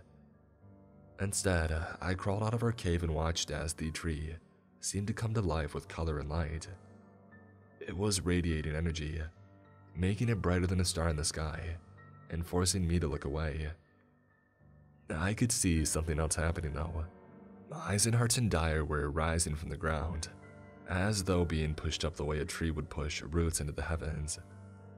I tried to call out to them, but the silky material that had covered their body was now encasing them both completely in a cocoon. Were they still trapped inside, being sapped of their energy by the tree? I pushed a little further, feeling the gravity around me get heavier, as I tried to see if I could reach Dyer. If I could reach them, maybe there was still the chance that I could save them. I thought as I struggled to put one foot in front of the other. The pulsing became louder as I stood there, trying to reach the cocoon. And then a loud noise rang out from Dyer's, like a scream so ungodly that I was sure he was being killed over and over and over again. Surges of energy pushed through the roots of the tree, shooting up into his body as I saw the silk begin to fade away. It was heating up and burning away his tomb. I realized as I saw his pained face. His mouth and eyes covered in roots as he struggled to move, the energy continuously shooting more raging power into his body. Finally, this insanity came to an end, to a maddening crescendo as his whole body seemed to shimmer and shake, and then Dyer exploded all around me. His intestines and organs flailing out like a bomb went off, as his blood and other bodily fluids covered my protective gear. It hit the suit like acid, burning away at the gear as I felt the deadly cold touch my skin. My body did not have time to react as I felt shock hit my arm, a small part of my lower wrist crystallizing from the intense temperature. I stumbled backward, hardly able to compose myself as I flailed my arms and screamed to Anna for help. Somehow, my cries woke her from her intense sleep. She ran toward me, pulling me to the enclosure, rapidly getting the supplies needed to protect my suit before more damage was done. But was it already too late? I could feel my heart beating rapidly as I looked toward the debris of Dyer's body. The tree had used him to its full extent, and then discarded him as refuse. I am quite sure the longer that we stay here, it will do the same to us. Less than 10 hours have passed since Anna and I have been forced to be trapped inside the same habitat that we have worked in for 2 years. Before this day, I thought that I understood how the universe works. Perhaps that was haughty of me as a scientist, but I have always thought there is a natural order to everything that happens on our world. Our work to change the surface of Mars wasn't supposed to be different, but now I stare in the face of something that I can't comprehend. It resembles a tree, but that is a truthfully poor description. Since I've had time to recover and rest, I would do my best to explain what it is in this current log. I have no idea if we're going to get out of here, or if we're even going to make it to tomorrow given how powerful and strange this new entity we discovered is. Which is why I must document everything as quickly and reasonably as possible, if I can. I suspect the mysterious tree also is having an effect on our mental health, given how both Anna and I have been reacting over the past hour. Each moment that we are trapped here, it gains strength, from the air, from the ground, everything around it, pulling off its energy, both seen and unseen. It wants to consume it all. But I need to understand why this is happening, to make sense of all this. So I will continue to log and hope that the science I have trusted for so long won't fail me now. November 6th, 500 hours. We have lost communication with Baker and anyone beyond the habitat. I believe this means that the tree has extended its roots to control that part of the environment. The temperature is changing slowly as well. I had thought the tree might be adjusting everything to suit it better, but it is difficult to be certain. The pulses of energy I observed from the night before have not returned, for example. But I know that this strange life form is observing us the same way that we are doing it. I feel as though after what happened with Dyer, it has gone into stasis for a while. It is full from whatever it did to cause his body to explode. It still causes me to shudder to think of how quickly one of my colleagues died, but I know that more death will follow if Anna and I cannot understand this powerful force. Our first task is to take samples of what is left of Dyer's body, scattered across the habitat like rain. Baker theorized that perhaps remnants of the tree might still be within his bodily fluids, and since we couldn't get close enough to research it firsthand, this would be the next best thing. I can't properly describe how awful and gut-wrenching it felt to use the same equipment for collecting his remains as I had less than a week ago for normal research. It was terrifying to imagine the next thing that might be scraped off the surface of the ground was our own body. "How are you holding up?" I asked Anna after we had collected a good portion of the remains into a container. I didn't look at it, I couldn't. He was a friend and colleague turned into nothing but a puddle of goo. Frightening, couldn't even begin to describe it. And I was somewhat relieved to hear Anna echo my concerns as she said, I wonder how much pain he experienced there near the end. It must have been the worst thing in his entire life. Anna began the initial tests, taking samples and placing them into tubes. Our researches were only going to last a short period of time under these conditions, and Baker made it crystal clear. He wasn't about to shut down the project simply because our lives were in danger. Of course, I was angry about it, but another part of me understood. This was life-changing, species-changing. We needed to know what we were up against. Anna and I might not make it out of there. It was terrifying to consider that all our efforts were only going to be a blip in the research papers. But for those beyond these walls, it didn't matter. We were beyond help as far as they were concerned. An audible gasp from Anna brought my thoughts back to the test. She was showing me the readings, but even when I saw them, I still felt compelled to ask, "Are you sure that's right? Maybe the equipment is malfunctioning," I said. The doctor shook her head and replied, "I double-checked. This is accurate. Somehow, there are still signs of life amid this goop. Parts of Dyer that are still functioning. His cells are replicating within this thing. I don't understand it." I forced myself to look down at the primordial mess. It seemed to be swirling, moving about the way a fish might under mud.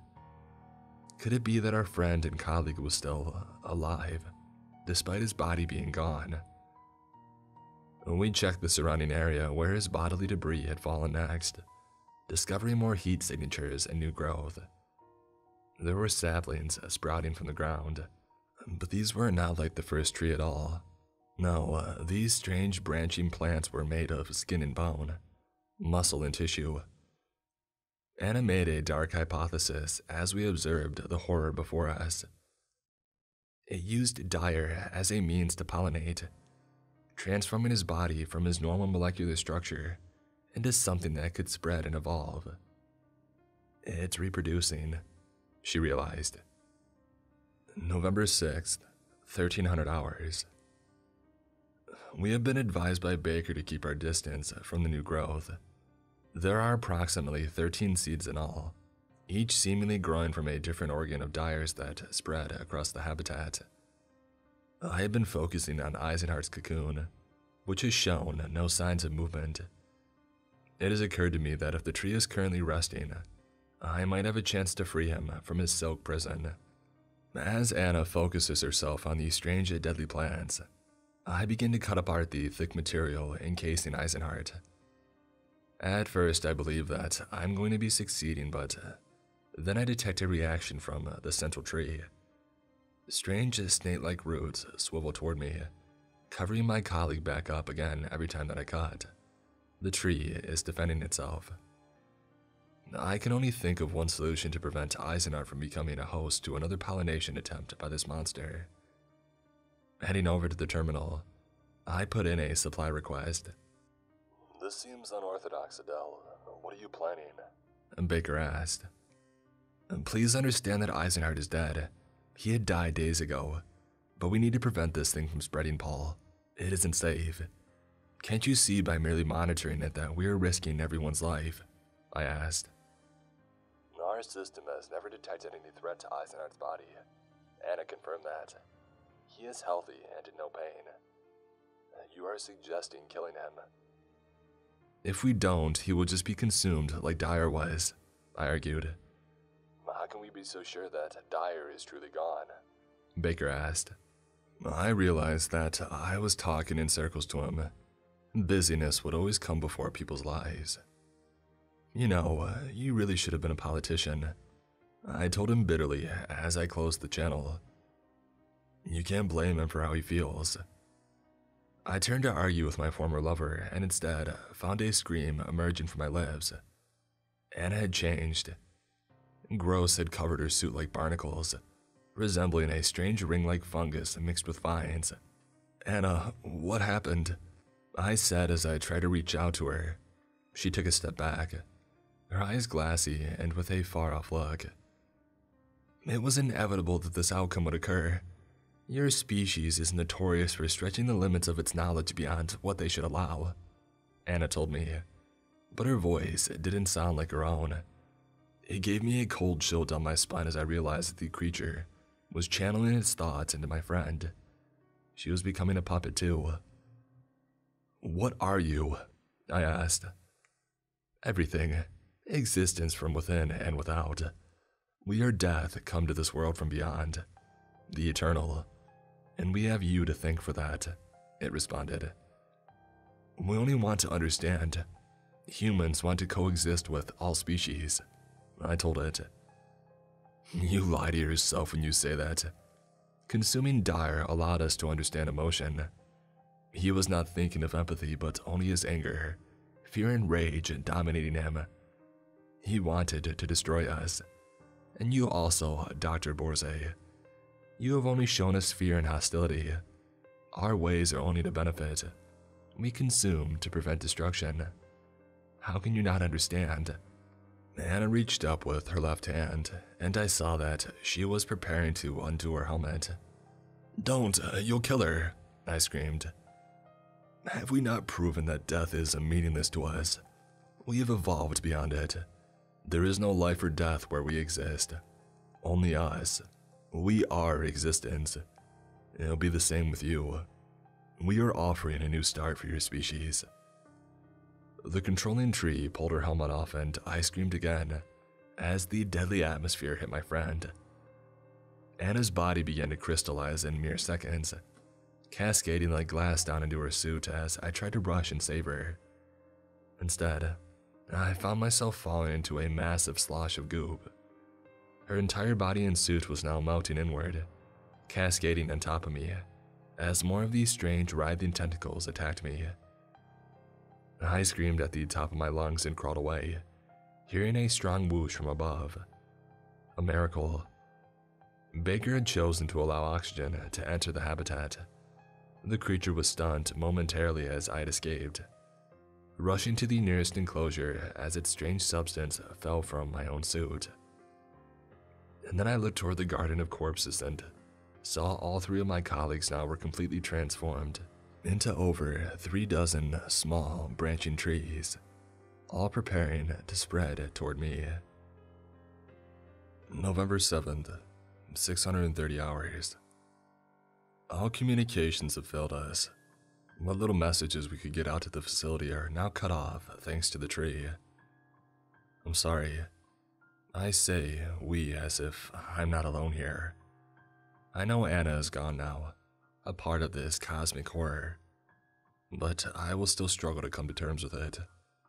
I know I will die here soon, but I won't go without a fight.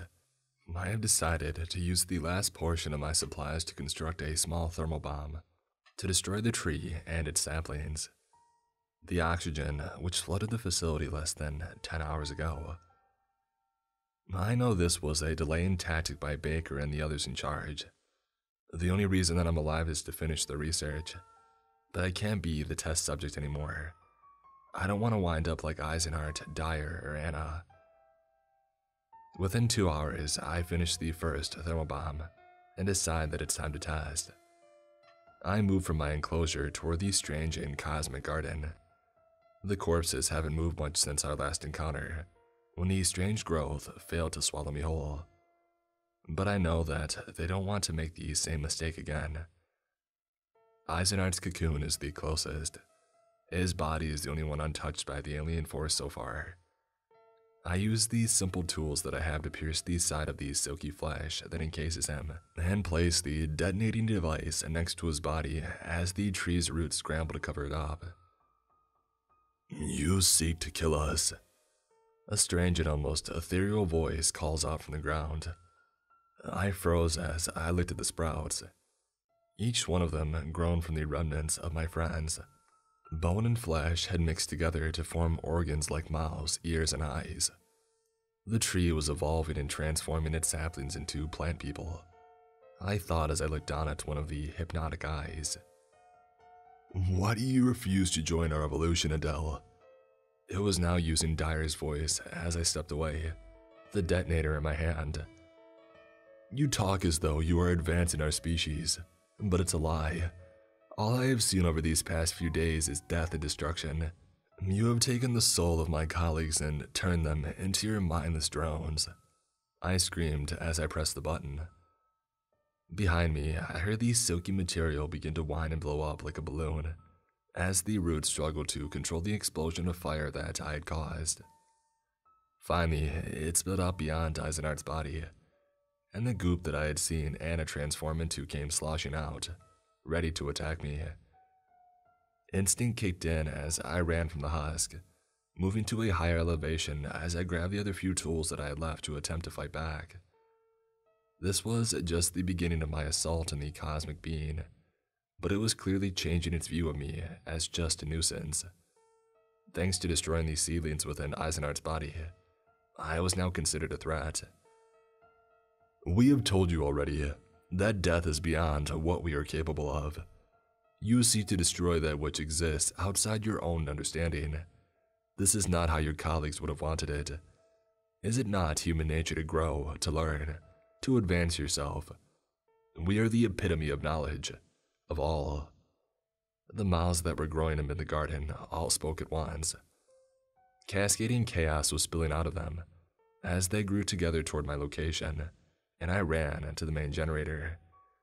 I needed them close enough to be sure that what I did made an impact. You can use our language to spit out all that pythy filth all day for all I care. It's just a bunch of lies. You're a virus, an invader. And if there is one thing you might not understand about our species yet, it's that we are fighters, I screamed. I used a wrench and I started to bang at the control panel, the life force of the entire habitat. If I was successful, I knew this might cause more problems for me than solutions, but I wasn't here to try and save myself anymore.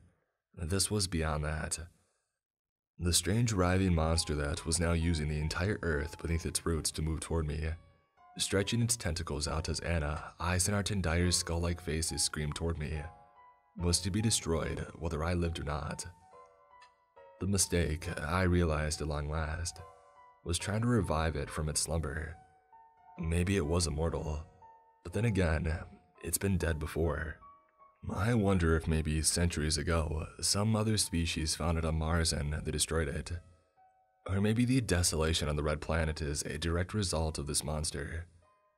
Everything in the habitat reeks of death now, because of it consuming everything. It's an inevitable outcome for such a virus. Its only purpose seems to be spreading and consuming more, making everything turn into an aberration of itself. It's nearly on top of me now. This is my final log. I am screaming in defiance of my colleagues, against the research I was instructed to do, and against what some might consider a god. I must fight this fate, kill the unkillable. The creature is here. I have no choice but to go now. I pray this log is my last. I pray I'm not also a part of this monster soon. Goodbye. November 10th, 1400 hours. Log of Adele Borzay uploaded to cloud server. Commentary below of the situation extrapolated on by Chief Research Officer Paul Baker. Seeing Adele take her own life was nightmarish to behold. Our services were unable to stop the destruction of the hive, of the alien forcer of Dr. Borzay. Her efforts to cause the entire facility to collapse were indeed successful. All of our years of research and funding were lost in an instant. When I discovered these logs and read all the things that Adele and the others had experienced, I debated what to do with it for quite some time. And then today, the choice was taken from me. Dr. Taggart arrived at 100 hours this morning to retrieve what was left of the Mars habitat. She has explained to me that this is imperative our research on the newly discovered cosmic being continue elsewhere. So, then this will be something that the Janus Project will spearhead for the foreseeable future, I asked her. I make a mental note that I must research the group further, for their clandestine tactics have always troubled me. I will run it by the commander, but as far as I am concerned, we have no other choice. You recall the incident on the moon as well as the other phenomenon that we have encountered lately. Our time is running out, and the confirmation from the Accolade 2 confirms that the being is not from Mars at all. It seems our fears of shadows from the true world entering this dimension were justified, Paul, she told me. I could hear the fear in her voice, which has made me almost equally frightened. I chose to hide Adele's logs from her, and I will instead send all of them to the cloud. If Dr. Borzay was able to properly make use of these services, they will be released into the network 4 months from now. I have no idea what will occur after that, but I suspect we will still be at war with these things. Maybe by then, new hope will sprout. It's all we have left.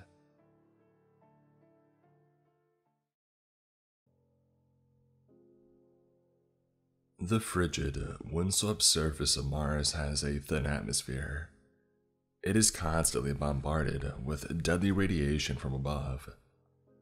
The air is toxic, the soil is toxic, and there's little benefit in setting up a traditional base camp there, as had been done on the moon. For us to survive more than a few years on our top-secret advanced scouting mission, we had to build down, not up. And so, we made our base below ground. Unfortunately for us, there was something else down there with us, in the caverns below the surface.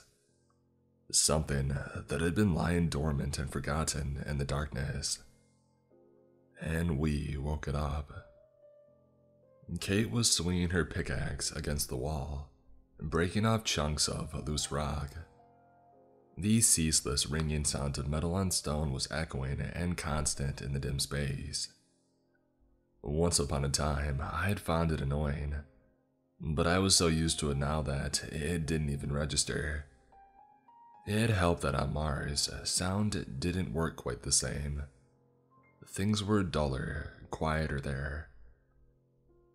The headlamps on either side of my helmet illuminated a wide region in front of me as I worked, shoveling rocks into a wheelbarrow. Everything else was blanketed in darkness.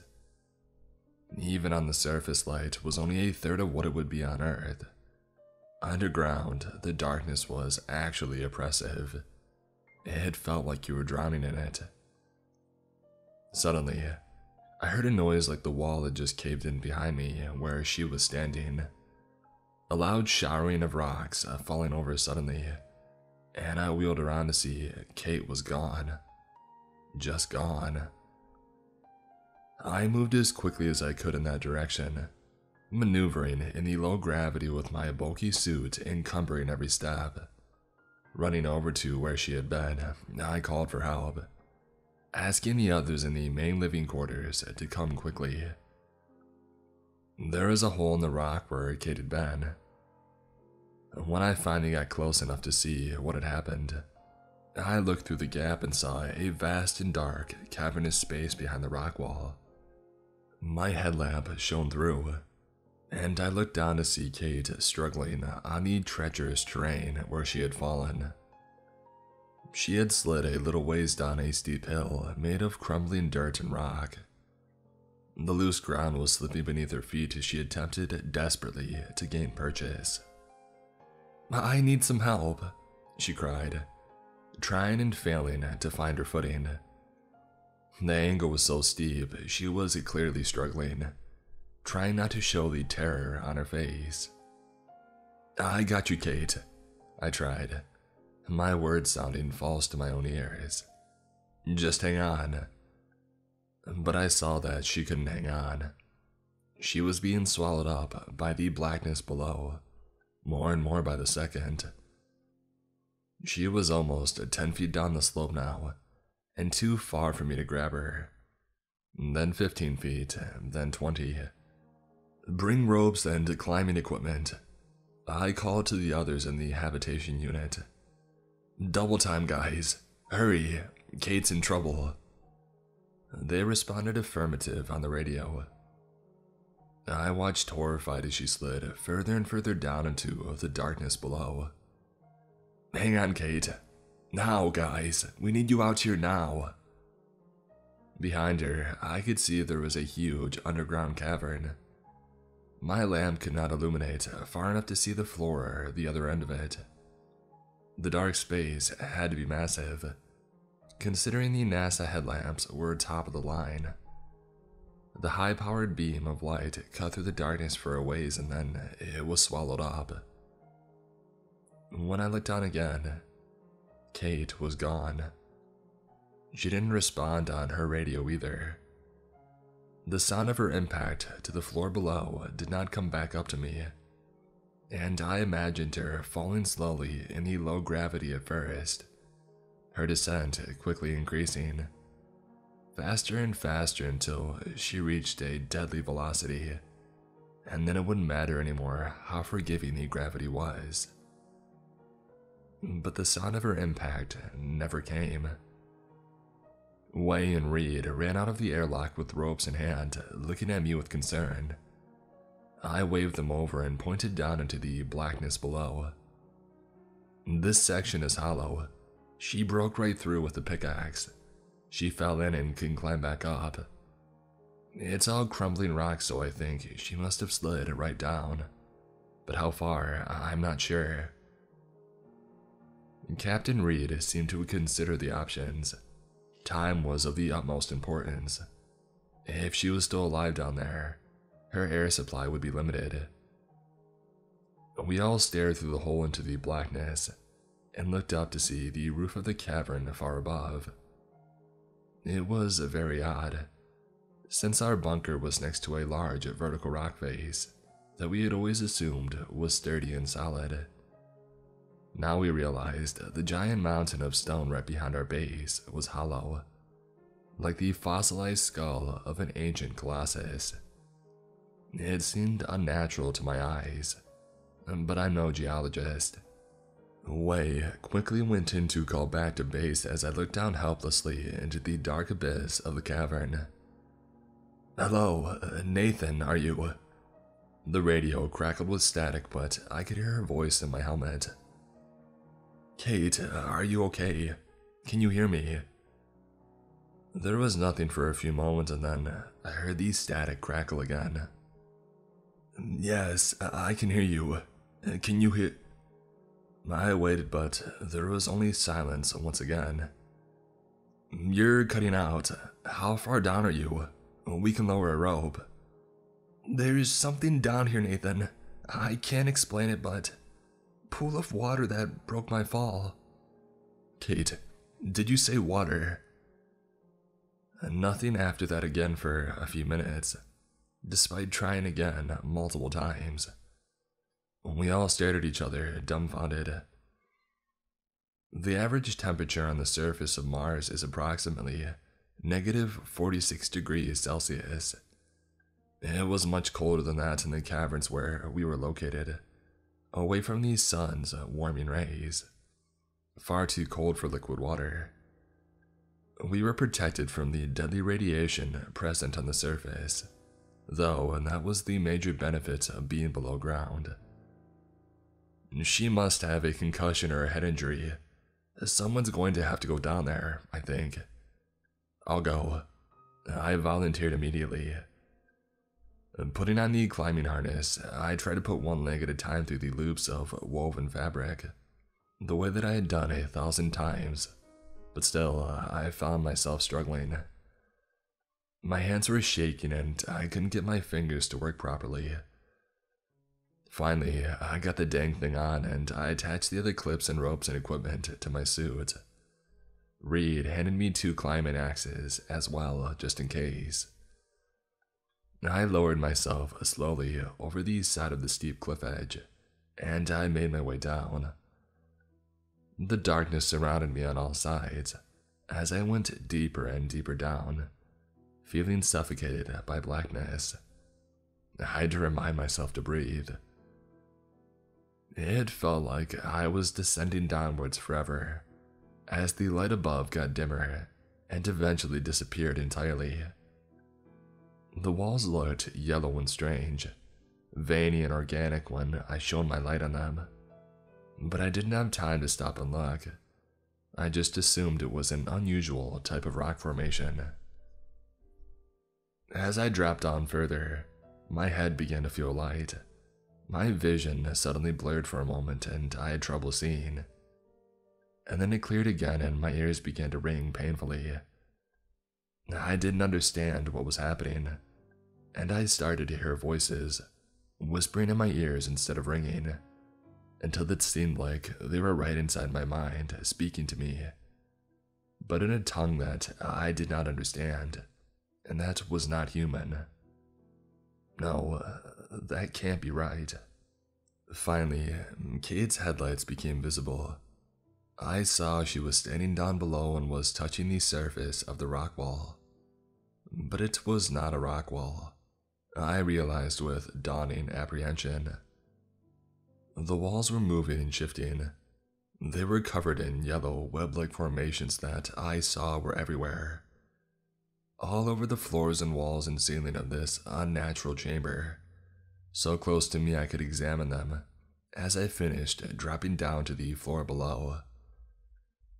The yellow webs looked familiar for some reason, and it took me a few moments to realize why. The yellow, web-like formations were almost identical to a slime mold, one of the most curious and interesting life forms on planet Earth. Of course, not known to exist on Mars. Coincidentally, I knew a thing or two about the stuff. A slime mold is not a fungus. It is not an animal or a plant. It is separate from everything else on the tree of life, almost as if it has its own tree of life. Despite the fact that it grows to be very large, up to several feet in diameter in my experience, but nothing like this. It is a single-celled organism, except with millions of nuclei. And it is potentially capable of some form of intelligence. In labs, they have found that slime mold can solve mazes, for instance. And they grow extremely quickly. They can expand and contract like the muscles in our own bodies, using a vaguely similar mechanism. Thinking about these things in the back of my mind, I couldn't help but feel afraid as my feet touched the stone floor, and I saw the yellow slime was on me immediately, quickly growing and expanding onto my boots, moving much faster than anything seen on Earth. I called out over the radio to Kate once again. She was standing right in front of me but did not turn around. I began to approach her and looked down to see the strands of yellow webbing sticking and stretching from the bottom of my feet. It was like walking across a movie theater floor covered in gum, each step difficult and taxing. Finally, I reached her and put my hand on her shoulder. She spun around quickly and I saw her eyes were surprised and blinking as if I had just woken her up from sleep. "Kate, can you hear me?" "Oh, Nathan. Hi." There was a crack in the glass of her helmet and some of the yellow slime mold was oozing around it. With dawning horror, I realized that it was actually inside of her helmet, moving around and exploring the space. Some was on her neck as well as in her hair, and I nearly gagged with unexplainable revulsion at the sight of it on her. "Kate, you have a breach in your suit. We need to get you back to the hab." "We can't go yet, Nathan. Look at all this." She was speaking softly as if she was sleepwalking, her voice a lilting lullaby. Everything she said in a sing-song tune, quietly and at a whisper. I wanted to ask her why she was talking like that, why she wasn't listening to common sense. But more than anything, I just wanted to get away. I know that must sound awful, but part of me wanted desperately more than anything, just to get the heck away from her and away from that yellow slime mold looking stuff that didn't belong here. "Kate, we have to go, please. Come on." "They're talking to me, Nathan. Do you hear them too?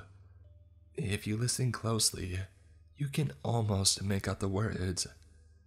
I'm even starting to understand them, Nathan. I tried to grab her arm, and she pushed me away, turning her face to look at me angrily as she did so. Don't touch me! Turning around, I saw the pool of water that she had described falling into. It was not water at all, but a large deposit of the yellow slime mold in a large crater nearby, bubbling and moving around. Whipping tendrils stuck out from it curiously and darted around, seeming to inspect the air. Bring me back up, I said over the radio. Kate's refusing assistance. There's some strange organism growing down here and she's, not done with it yet. Or, it's not done with her. They didn't seem to hear me over the radio, so I simply pulled twice on the rope and they began to reel me back in. It didn't feel right, leaving Kate down there, but I told myself I didn't have a choice. We would have to regroup and come up with a plan. Maybe she would listen to Reed if he went down and ordered her to return. The darkness swallowed her up beneath me, and I looked down at my boots in dismay to see that the yellow web slime mold was hanging onto me still, wriggling and squirming and exploring my legs. It appeared to be searching desperately for a way into my suit. Bewildered and confused, my mind grappled with 100 different scenarios, still in shock over what we had just discovered. There was life on Mars. Disgusting, slimy, potentially telepathic life. But still, for the first time in history, it had just been irrefutably proven beyond any doubt. I had just witnessed a never-seen before breed of what I assumed was slime mold, growing in the depths of the cavern. Somehow it was still alive and thriving, despite extreme temperatures and an absence of any known food supply. The whole thing existed beyond science and logic, and yet it was there. My crew wouldn't believe me, I thought to myself, if not for the remnants of it clinging desperately to my boots. They hauled me up through the opening in the rock and immediately began to ask why Kate was not with me. She refused to come back up. There's something down there, some kind of organism. This stuff, I said, pointing at my boots. What the heck is that? Wei exclaimed. She was normally calm and composed, but now she was backing away, stumbling over rocks and shaking. I can hear it in my head. Reed began to look concerned as well, and I remembered how something similar had happened to me as I descended down into the cavern. I had nearly dismissed the voices in my head, as my imagination in fear until Kate confirmed she heard them too. Oh, yeah, that. Just wait, it'll pass, I said, hoping it would, as it had for me. After a few long moments, it did. What the heck are we dealing with? Reed asked. I only wish that I could give him an answer. The three of us went back inside for a brief rest and to regroup. Wei went straight to her lab with an odd look on her face, saying she would examine the slime mold and try to give us some answers. She would also communicate with home base from there and explain the newest developments, since she had an uplink in her lab.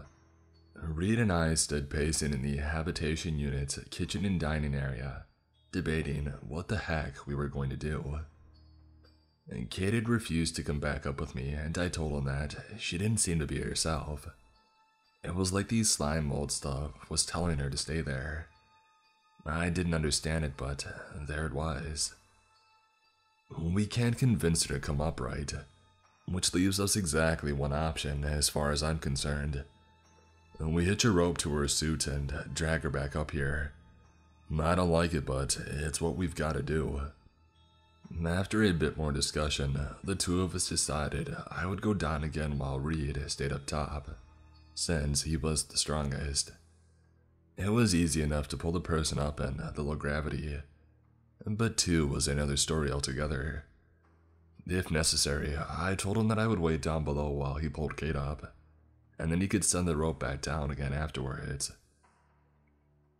Going down into the darkness again was even more terrifying than the first time. Even though I knew slightly what to expect, the whole thing was going wrong. I could tell already when I heard Wei's voice speaking over the radio. She was speaking in a whispering lullaby tone, the same as Kate. "We don't need to bring her back up here, Captain Reed," she said. "Tell Nathan to come back up." "I don't understand. Can you repeat, Wei?" "She must stay down below. Mother is hungry and must eat. Mother must become one." I didn't like the sounds of that one bit. "Reed, you need to bring me back up. Wei is compromised. She's talking like that thing is controlling her, like it was controlling Kate." "She's coming out here, Nathan. She's got a knife. God, get back, get back. Stop, please, Wei, listen to me." He cut out abruptly.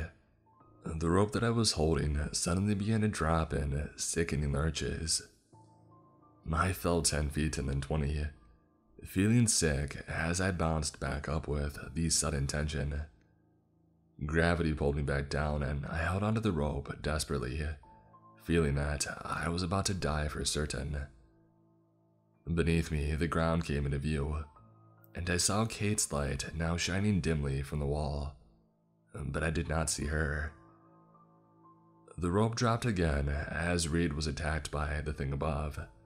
The thing that had once been Wei, now clearly trying to kill him, judging by these sounds of it, and judging by how he was holding the rope, or not holding it. This time, I fell all the way to the floor below, slowly at first, and then faster and faster as the ground sped towards me. I landed awkwardly, twisting my ankle, and called out in pain. Looking over my shoulder, I saw the rope was still there, hanging from the cliff above. So Reed was still up there, hanging on for dear life, and fighting off Wei or whatever she had become. I only hoped that he was alright. And then I turned around and saw Kate, or what was left of her. She was enveloped by the wall that she had been standing in front of when I left her. Her face stared out at me, and I saw the yellow-webbed slime was now covering her eyes and nose. It was in her ears, and worst of all, it went into her mouth, like an intubation device going down her throat. Blackish yellow veins lined her face and neck, and her entire spacesuit was wrapped in sticky yellow-web slime, which held her fastened tightly to the wall. And despite my terror, I found myself stepping forward, wanting to help her still, somehow wanting to do the right thing and get her out of there. If only I could clip the rope to her suit. And at that thought, the webbing seemed to unravel and released her, like a Venus flytrap letting go of its prey, like a flower opening in bloom. Though her face was covered in yellow slime, she walked towards me as if she could see me plainly through it. The oozing webs stretched out behind her as she came at me. And that's when I realized the voice in my head telling me to stay and try to save her was not my own. It was a foreign voice speaking in a close approximation of my own thoughts, telling me not to worry, telling me to remain calm, to stay, to become one. I ran instead. The rope was still there, and that was enough for me. I grabbed onto it and began to climb, my feet walking up the side of the steep, vertical cliff as quickly as I could. I didn't dare to look back, but knew that Kate was just behind me. Not Kate, but what was left of her. Struggling up the sheer 90-degree slope, I found myself tiring more and more. The wall seemed as if it was grabbing onto my feet and wrapping them up in webs with every step that I took, getting stronger and pulling me harder all the time. The strands of yellow slime grabbed on and refused to let go, snapping in half only with great effort on my part. I pulled myself up the rope and walked through the living muck as it tried tenaciously to hold on to me.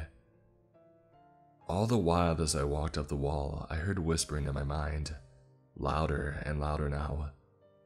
Every so often, I would find my hands beginning to let go of the rope, without my conscious effort on my part, and I had to fight off the voices and tell myself to hang on. Even though they spoke in a language unknown to me, it seemed not to matter, as their will was made known to my mind, and I had to fight from bowing to its growing power. Finally, I reached the top and I pulled myself back into the light. The habitation unit was visible just ahead, and I saw that the rope was tied off haphazardly to the door handle. Captain Reed was lying on the dirt floor of the underground space where all this mess began. His helmet was cracked and his face was bloodied, but he was still alive. Wei was lying on the ground next to him, a knife protruding from her chest. "I had to," he began, seeming unsure how to continue.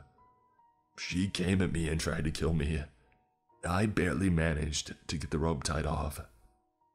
With dawning horror, I realized I had not pulled the rope up after me. I ran over to the ledge and looked down to see Kate climbing up. She was only a little ways down, the yellow slime mold covering her eyes and mouth like a slimy, yellow-webbed bridal veil.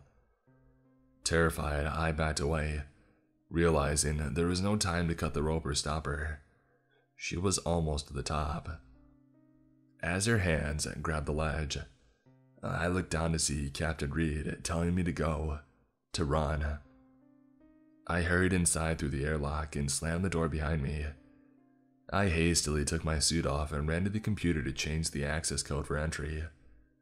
Luckily, I was quick with the keyboard and managed to secure the only access point, just as the creature that was once Kate started to hammer on the door. I looked out through the small window and saw her, covered in yellow slime which writhed and pulsated. The webbed mold was growing everywhere now, on every surface she touched. It expanded outwards at an alarming speed. It spread over Wei's body and I saw it break off her head at the neck like a drumstick from a chicken. Hungrily, it dove in through the bottom of the helmet and began to consume. With incredible strength, other parts of the webbed slime wrapped around her legs and broke them apart at the joints, the white bone, muscle, and blood spilling out before being devoured. As the mass continued to grow and spread, malignant and out of control, it reached Captain Reed. His face was a mask of terror, and I held the door with white-knuckled fury, unable to turn away as it broke him in half. The yellow tendrils broke his ribcage open and gushed in like a wave crashing on the beach, taking everything. In my headset, I could hear him screaming until very suddenly I couldn't anymore. Turning away, I slumped onto the floor and sat, waiting for it to be over. I had been trapped inside for quite a while now. I sent this communication back to base and everyone thinks that I've gone insane, that I perhaps killed the rest of the crew and am now trying to blame mind-controlling space mold. As if I couldn't come up with a better story than that. I mean really, the soil is toxic here, the air is unbreathable. There are 1,000,001 ways to die here, and if I needed to find an excuse for the death of my crew, well, I would find a better one than this. Luckily, 1 or 2 people believe me, and they've agreed to get this out there, at least in some fashion. As for me, I wait. It's already inside the habitation unit. I was too careless when I took off my suit, and now it's starting to grow all over, starting to spread. It's on me now, moving up my legs and my fingers and arms, fine tendrils of yellow branching out slowly and insidiously, infecting me, making me part of the one. It tickles my throat as it spreads spore-like downwards, like a black mold growing quietly in a dark, wet corner of a bathroom. It grows. The thing that was once Kate watches me from the window in the door, waiting, whispering. In my mind, she's whispering to me right now, in a sing-song tune telling me to open the door. And all the while, it's spreading. Can you hear it?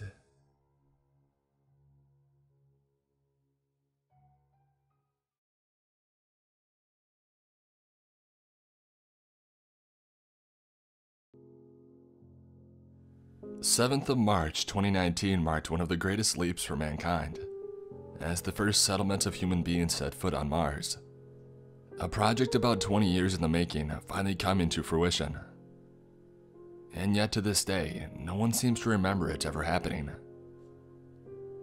7 people gave their lives to set down on Mars, the first step at colonizing another planet, and as such events usually are, it was broadcasted worldwide. Millions of people had their eyes upon Bright Horizon 9 as it landed on the red planet. My family was no exception, and we excitedly gathered together to watch a part of history in the making. "Wow, this looks just like Arizona," Jackson said as he took his first step on the Mars surface. "Great, who the hell let Jackson be the first one to speak? First words on Mars, real inspirational," Cameron said sarcastically. The footage was mind-blowing. The fact that we could watch people on Mars live 30 million miles away was just another testament to ourselves, the fact that we could do anything. Of course, there's a delay when broadcasting from another planet. It takes approximately 10 minutes for a signal to arrive from Mars, depending on what time of the year it is. So live might be an overstatement, but it felt truly magnificent nonetheless. The crew joked around as they took their first walk on the surface, trying to downplay their mixture of nervousness and amazement at the sights. We had all seen pictures of Mars before, but witnessing somebody walk around showing us the environment from their point of view was something entirely different. "Alright, remember, we're not tourists, so let's try to seem professional, at least as long as we're on television," Gordon said, the assigned leader. Each of them had a camera mounted to their helmet, and since us viewers received all the different feeds, we could freely switch the view of command. I have never seen my dad so excited about anything. He had just rounded 60 years of age and he was acting as if he was a kid again, just watching the moon landing for the first time as he did so many years ago. A couple of weeks passed and each moment of the astronaut's day was streamed and easily accessible online. According to the view counter, at least 1 million people watched them each day. There were cuts in the signal every now and then, a few hours of dead air, and of course, they also slept at the end of each Martian day, also referred to as a soul.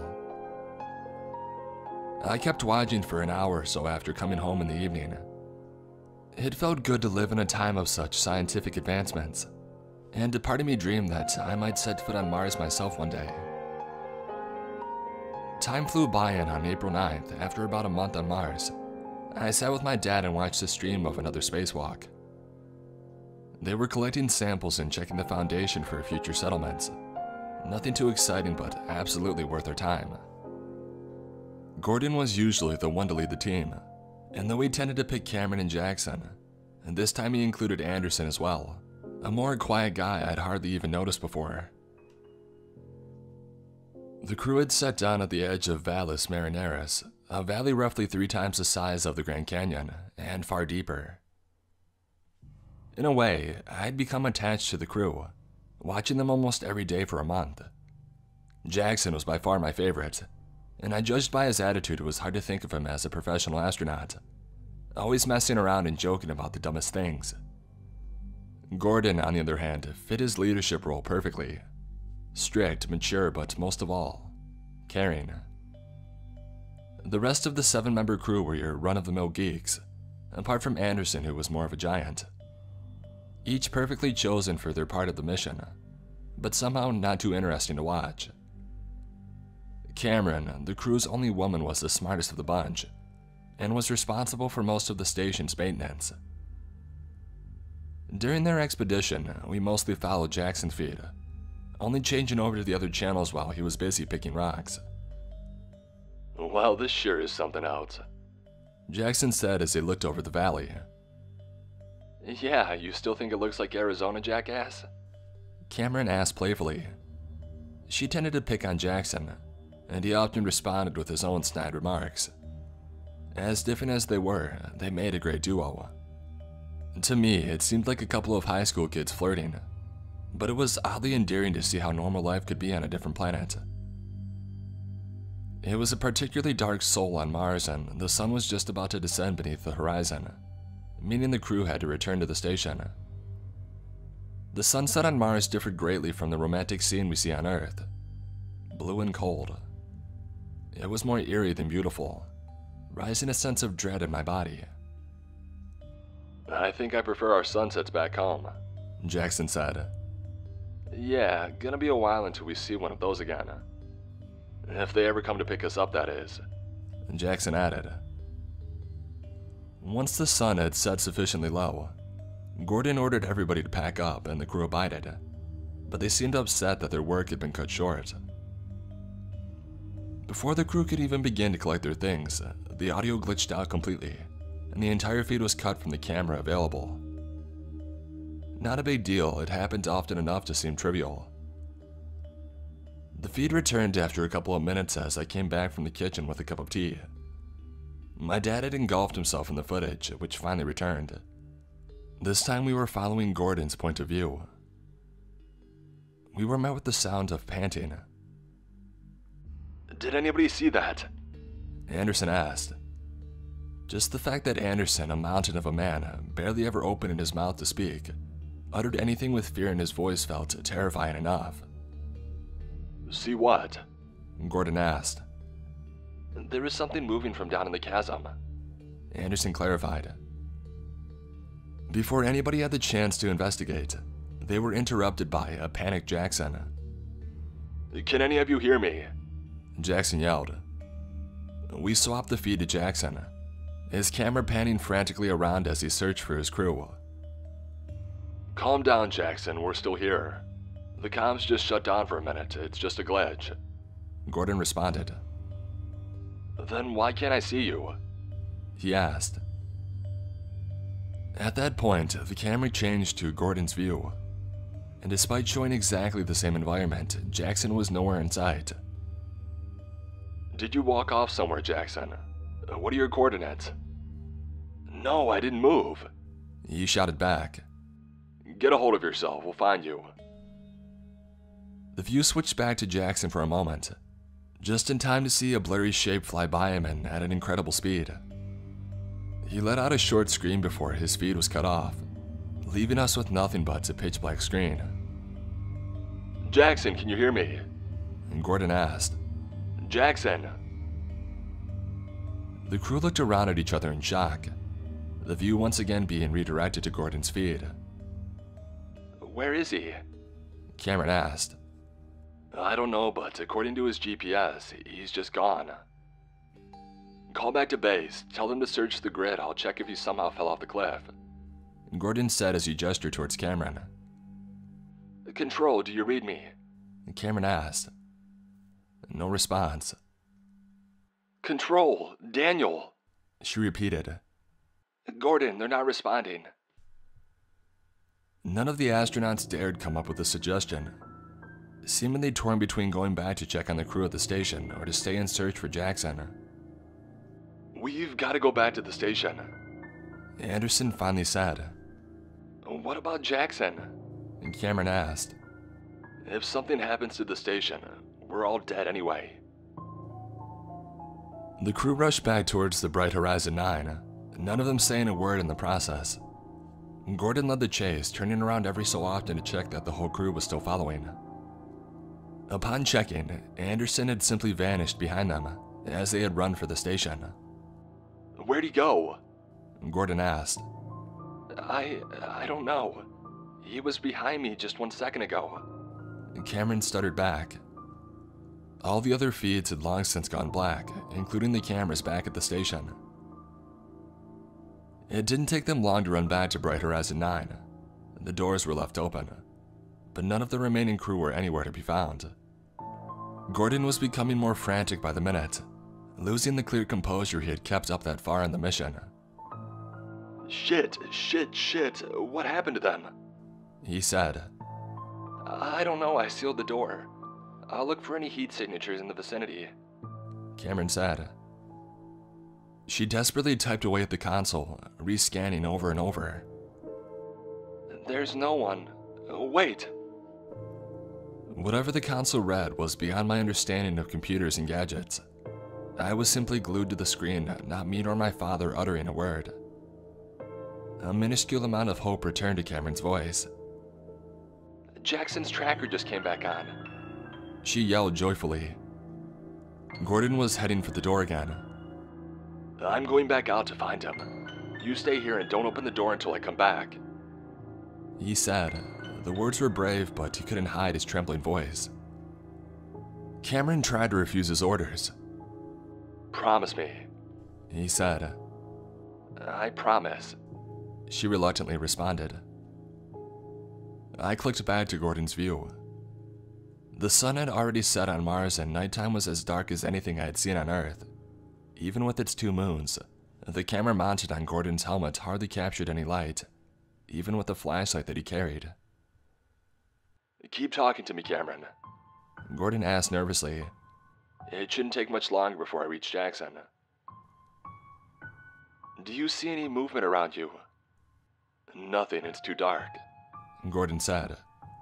Wait, Jackson's GPS tracker is moving towards me. He paused, checking the location. Wait a minute, he was moving at more than 50 miles per hour. That's not... He fell silent and his feed cut off. Cameron sat back in a shocked defeat. She didn't even attempt to call out for her friends. She knew that they were gone. She simply stood up and walked towards the kitchen. Without saying a word, she picked up one of the knives and slit her own throat. Her decision taking less than a split second. Since we saw it from her point of view, it was hard to tell exactly what had happened. But the following stream of blood and subsequent gurgles hinted towards what she did. It felt like ages until the gurgling stopped. But no sooner had she gasped for her last breath of air, before a creature stood in the periphery. We couldn't see anything more than a blurry outline, far too tall and skinny to be a human. Even though everything around it seemed sharp, the camera refused to focus on it, even as it moved closer. It bent down to inspect Cameron's lifeless body, still blurry, and for a moment it seemed to not understand her demise, like it couldn't grasp the concept of suicide. It quickly realized that something was watching, as it placed its own face directly before the camera.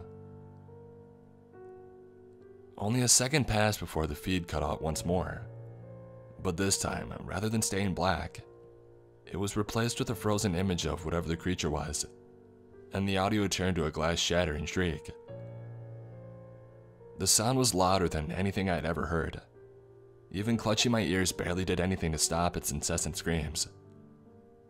It was rhythmic, almost like Morse code, but faster and more erratic. It wasn't just coming from the television. In fact, each and every electronic device in the house connected to the internet played the same horror. The stereo from my neighbor's house, and from the radio of the car driving by. As far as I could tell, the whole world had turned into one horrific scream. I hadn't noticed until then that my father sat glued in front of the television screen, unblinking and unresponsive. I tried to pull him away, but it was to no avail. He was in some sort of trance. Be it from a broken circuit or from the screeching itself, suddenly everything in the house shut down. A total blackout affecting only our house. The screeching then stopped around the neighborhood, and once the television turned back on, the channel was gone. It's been a month since the events of Bright Horizon 9, and there's not a shred of evidence of this ever happening. According to every available source, we haven't even visited Mars yet. My parents made me talk to a shrink, and I almost convinced myself that I had gone crazy for a while. But here I am, desperately looking for somebody else that remembers. I don't know why I have not forgotten, but I can't be alone. These things, whatever they are, killed the entire crew without breaking a sweat, and managed to hijack the equipment on board of Bright Horizon 9, erasing the collective memory of the entire human race. They needed us to forget so that we can't fight back. I truly hope I'm crazy, because if I'm not, they are coming here next.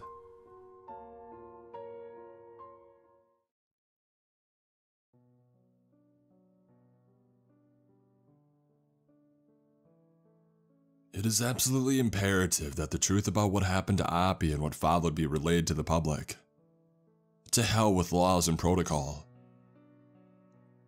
I was a part of the team designated within NASA to track the movements of the Mars Exploration Rover opportunity, or more aptly named, Appy.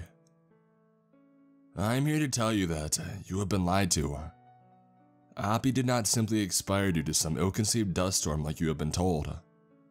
Although, I would much rather have that been the case. But once again, that is farce. Our mission was dedicated to the exploration of our neighbor, the Red Planet. To say the least, I was honored to be a part of humanity's ascension to the last frontier. I felt elated and even godlike. How many people could honestly say they were doing something bigger than their mundane lives?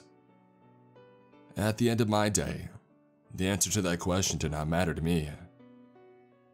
The only thing that mattered was what lay beyond our atmosphere. But being a part of that meant uncovering things we had no business meddling in. I remember standing over Maria's shoulder. I was her team leader. Her long brown hair was draped behind her ears, which were with expensive-looking black headphones. She was staring intensely at the computer screen in front of her. We started picking this up around 9:58 Zulu. I have no idea what it is. Appy was located there. She nodded towards the giant screens at the front of the watch floor. It seems to get louder as Appy moves south. This doesn't sound like any sort of weather anomaly to me. We've been analyzing it. Maria gestured to her home computer screen at the audio waves. There seems to be a source. Her voice shook lightly. She passed me her headphones and I precariously put them over my ears. Maybe I would hear the rumblings of tectonic plates shifting, but I was not sure what to expect. Maria pressed play. Low echoing octaves were traveling around Appy. It sounded like a deep voice humming eerily, almost like some sort of chant. But no, that was ridiculous. This was not a voice. Mars was dead, so what silly type of conclusion was that? Maria was staring at me with her wide, almond-shaped eyes, attempting to anticipate my thoughts. I passed back her headphones and I straightened my back. It sounds creepy, right? She inquired, a little too loudly. I cleared my throat. It is certainly unusual. It suddenly occurred to me that I had the entire watch floor's attention. Had I been the last person to listen to this? I instructed Maria to forward it to an acoustical engineer team we had stationed, in an effort to provide us with a rash and logical explanation. I have taken the liberty to upload what I was able to get my hands on here. Take a listen. How long has Appy been picking up this anomaly? The anomaly is what we had come to address it as. For the past 5 hours, Maria answered promptly. It's been getting louder. Pull up Appy's path. I gestured to the screen up front. Immediately, a grayscale satellite map of Mars filled the display. Small blue tick marks annotated Appy's travels along the terrain. Appy was currently located in the Kronos 15 quadrant, an area of rocky land. We've been leading Oppie on the eastward path towards the cliffs on the far side of K-15. One of the terrain analysts explained. I had already been aware. My superiors had given me that directive to pass to our team. I debriefed my chief within the hour on the anomaly. If I was being honest with myself, Maria was right. It did sound creepy. Follow the sound. I relayed the order. It had been what my superiors had wanted. An intense bout of curiosity overwhelmed me, mixed with a barely contained veil of excitement. I received several looks of satisfaction and wonder when I passed on the order. The only one who appeared as though they wanted to protest was Maria. She was a quiet little mouse, always kept to herself, dutifully listening to any sound or signals that might be of interest to the agency. She opened her mouth to say something, but abruptly shut it. Now it took longer than we would have liked to find the source of this mysterious sound.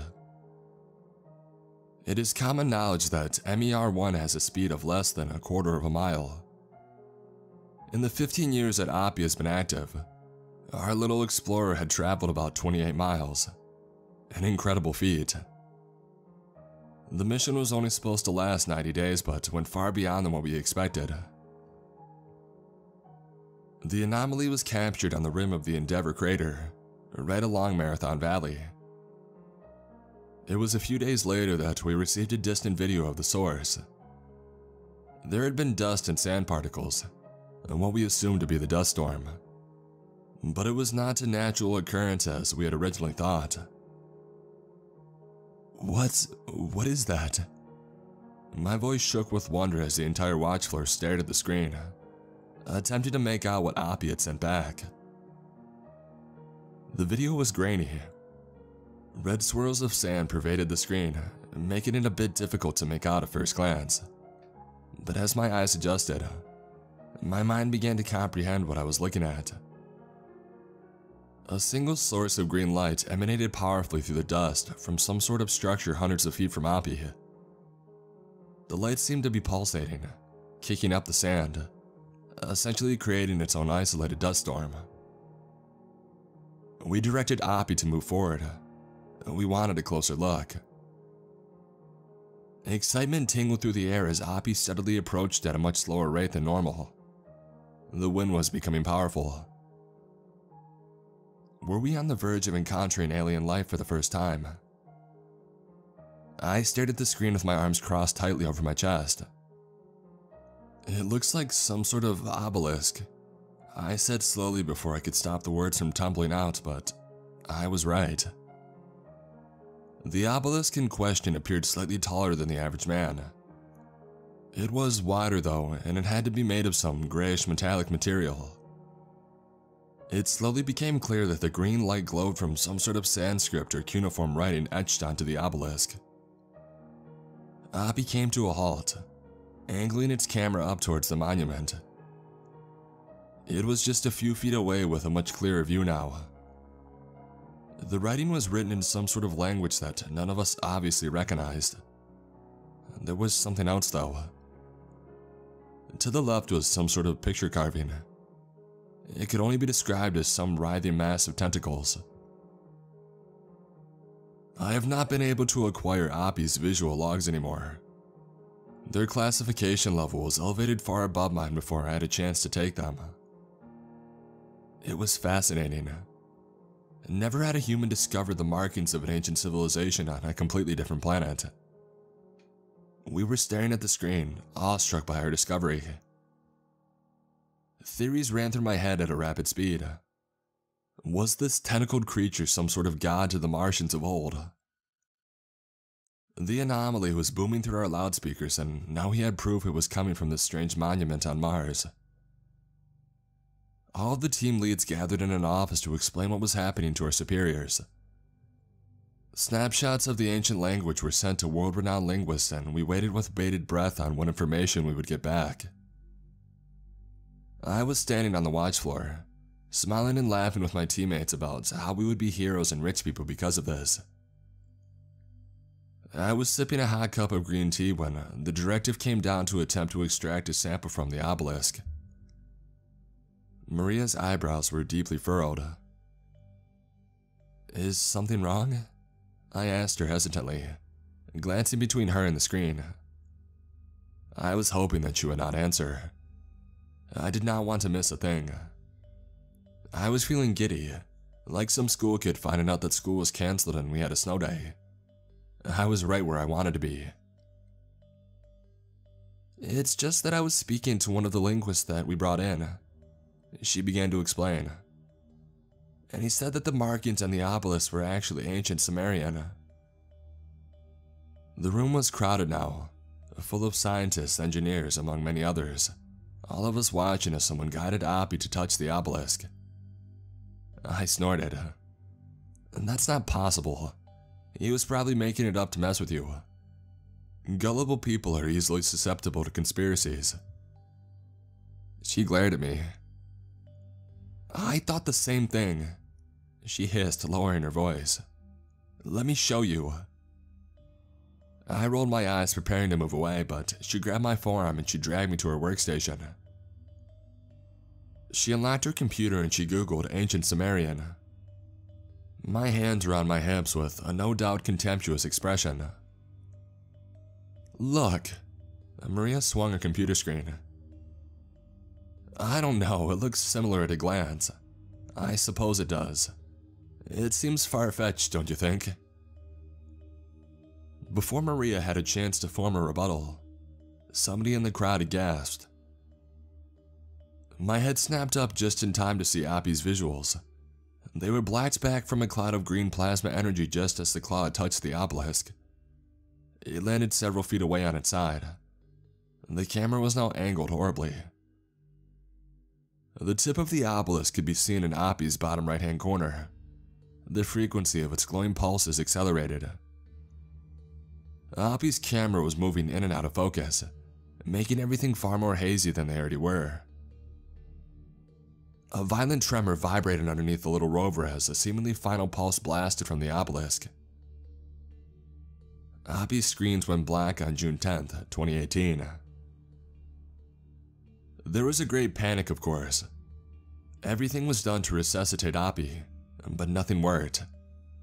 We tried for months, but we never got it back online. Everybody was scrambling over each other trying to understand what had happened. Everybody was questioned by an outside agency. I had no idea who. Those in the room that had the clearance necessary were either shut out or brought in further into the fold. This was clearly something alien. The obelisk had not been built by humans, but by Martians. I was dying to know what was going on, but I had been shut out and Maria had been brought in. When Maria pulled me aside in the middle of the hallway, she double-checked to make sure that no one was in her vicinity. Another obelisk was found on Earth, in Guatemala. My stomach dropped. More questions than answers now, and it was driving me crazy. "What?" She waited until a few people passed us, darting nervous looks to the back of their heads. "There was an earthquake a few months ago, on the same day that Appy had touched the obelisk. Some locals had found a cave opening that I guess opened up due to the shake. We sent people to the area a couple months ago to investigate. A contact of mine said that an American agency moved into the excavation site. I tried to reach out to them and the locals, but I haven't heard anything for weeks." "Who told you this?" The words stumbled out. It all sounded crazy. Maria hesitated. "He was at the excavation site. He would send me updates as they dug deeper, but like I said, I haven't heard anything in weeks." The worry in her voice was apparent. Maria gave me a final look before taking down the hallway and leaving me dumbstruck. The shock was quickly wearing off, and this intense need to know what exactly was happening overcame me. I had seen the same feeling in the depths of Maria's eyes. I felt like every cell of mine was on fire. The pit of my stomach felt like it was constantly on the loop of a roller coaster. This terrible aching curiosity had followed me home. My palms had not stopped sweating with anticipation. I was sitting at my desk in the living room, gazing at my computer screen at the one-way tickets to Guatemala, while contemplating wild theories more ridiculous than the next. What if our creators had come from Mars and passed on the gift of writing to the Sumerians thousands of years ago? What if they left behind ways for us to contact them? If so, they wanted us to find them. Maybe we had forerunners from another planet and our home planet was not actually Earth. Were we just a forgotten colony or some sort of experiment? I called Maria. She had already booked a ticket for tomorrow morning. I did the same, packed a bag full of essentials, and I met Maria at the airport the following day. We were both filled with that burning, unnatural need to just know, and we did not look back once we had boarded that plane. My running theory was that the Mars Exploration Rover Opportunity electronically activated some sort of beacon, the obelisk, that in turn activated another one on Earth. Most people brushed it off as the after tremors of the volcano that erupted that year, but the initiated knew better. Maria and I arrived in Guatemala and immediately set about finding her contact. She made several calls via WhatsApp, but he did not answer. How did he know about this? I asked, staring over her shoulder at her computer screen as I used to before. We had booked a hotel in Guatemala City and used it as a base camp while we figured out where the earthly obelisk lay. Alex is a security contractor. He told me that he was out here, guarding some camp for excavators who had found the obelisk. He said there is a green light coming from a cave that they were digging into. She was typing away rapidly on her laptop as she spoke. I backed away, sitting down on my bed, and I took a deep breath. We had been there for a week now, digging around for any sort of evidence, but nothing. I laid back, letting my feet dangle over the bed, and I stared at the spinning fan above. I found him. I sat up a little too fast, staring at the back of Maria's head. How? She turned around, dangling an arm over the chair. Alex and I used to date. She began sheepishly. One night he logged into my MacBook and he never logged off. His last known location came up. I ignored my moral hiccups on that and we were off. I will not reveal the location of the excavation site, but we did find it in the end. We would not have been able to without Maria there to translate. I cursed myself for not committing myself to learning Spanish in my college years. Our Jeep managed to get us as far as a remote village 12 miles away from the site. If you have ever traveled to a third world country beneath the United States southern border, I mean really traveled, then you can already imagine what the village looked like. It was nothing like Cancun. This was a village in the middle of the jungle. It was a wonder that Alex, the contractor, received any signal out here anyways, because I had none on my phone. The metal sheets that hold the shacks of the village were rusted in some places, which was to be expected in a human jungle environment like that. An old woman was sitting in a rocking chair on a makeshift wooden porch, listening to some Spanish radio. A white spotted mutt lay right beside her with its eyes closed. Sweat dripped down the back of my neck and I was constantly swatting mosquitoes away. But this woman with all her wrinkles seemed content. The village smelled of burnt wood. I thought Maria explained that people way down south burn their trash. There were no garbage men that came by to pick up people's trash in their garbage trucks like we had back in the States. These people had to make do another way. White smokestacks of burnt garbage seemed to surround the village. A large truck that clearly did not belong sat on the edge of town. It was her grandson that we spoke with. He was lanky and wore a dirty white tank top. He was darker than Maria. A machete leaned against the stairs to the porch. No de benar. ¿Por qué? Maria answered back. I stared back and forth between them as they conversed in a language I did not understand. His body language seemed to convey a sense of urgency, almost like he was pleading. "What's he saying?" I asked. "He's saying that we should stay away from the site." Maria snapped at me. That there was a cave-in. Apparently the Americans had triggered it. She turned back. She asked another question in Spanish. More answers, more questions. Fear in only one half of the conversation and exasperation in the other. Maria was the latter. A moment of silence passed and she spoke again, pleading this time. The young man glanced around anxiously as though Maria did not understand a lick of Spanish. He looked like he wanted to yell at her for a split second, but he took a deep breath and he spoke evenly. And then he said something else and gestured for us to follow him, taking care to bring his machete with him. Chickens clucked and moved rapidly out of the way as we tailed him. Around the back of the house, a leaning metal shack. He opened the door. "Pantalos," he commanded, gesturing inside. Inside were a few white biohazard suits. What were they doing with these?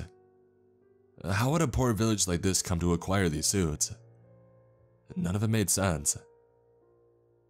He says that we should put them on. A truck, probably that big one over there, came through when the excavation first arrived and stayed in the village while they worked. They never came back for it and the villagers decided to open it up. These suits were there, along with a bunch of medical supplies were inside. How come they never came back for it? I blurted. I gazed at them, arching my head. They were rather bulky. I reached for one, but I tossed it aside. There were red specks inside of one of them that I didn't want to think too hard about. "This is what we are here to find out, and to locate Alex," Maria added.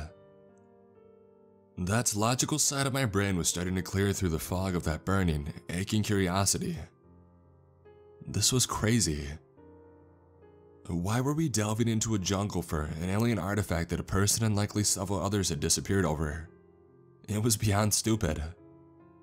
This was not a government-sanctioned investigation. This was a couple of imbeciles going on some ridiculous adventure quest. Maria and I put on the suits and she smiled at me. The Guatemalan and several other men led us to a dirt road on the outskirts of the village. Quite a few smoking piles littered the area. "He says that the Americans paved this road. It will lead us to the excavation site," Maria said with a thinly veiled excitement. We made to move forward, but a hand clasped my wrist. It was the man that we had been speaking to. "Toma. El humo te puedo ayudar."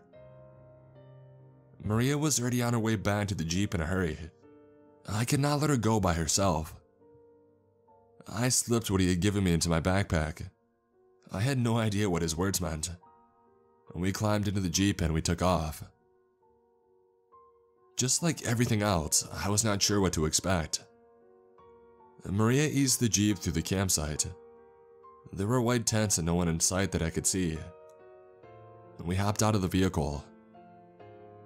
Even through the stifling plastic suits, the silence was somehow deafening. Not a leaf moved in the air like it had in the village. No songbirds chirped cheerily around us. It was deathly quiet. Maria slammed her door shut and I jumped. "Will you please do your best to be quiet?" I hissed at her angrily. She rolled her eyes. "There's no one around." She threw her arms up. "Then why are the trucks still here?" I kept my voice low but could not stop the irritation from seeping through. I thought this girl was smart, but I was starting to suspect otherwise. She ignored my comment.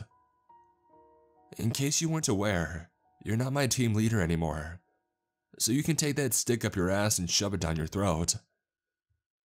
Maria pushed past me, speed walking through the site. I followed, trying to stifle a rebuttal. It was like she paid no mind to the tatters of biohazard suits of the assault rifles abandoned on the thick, muddy earth.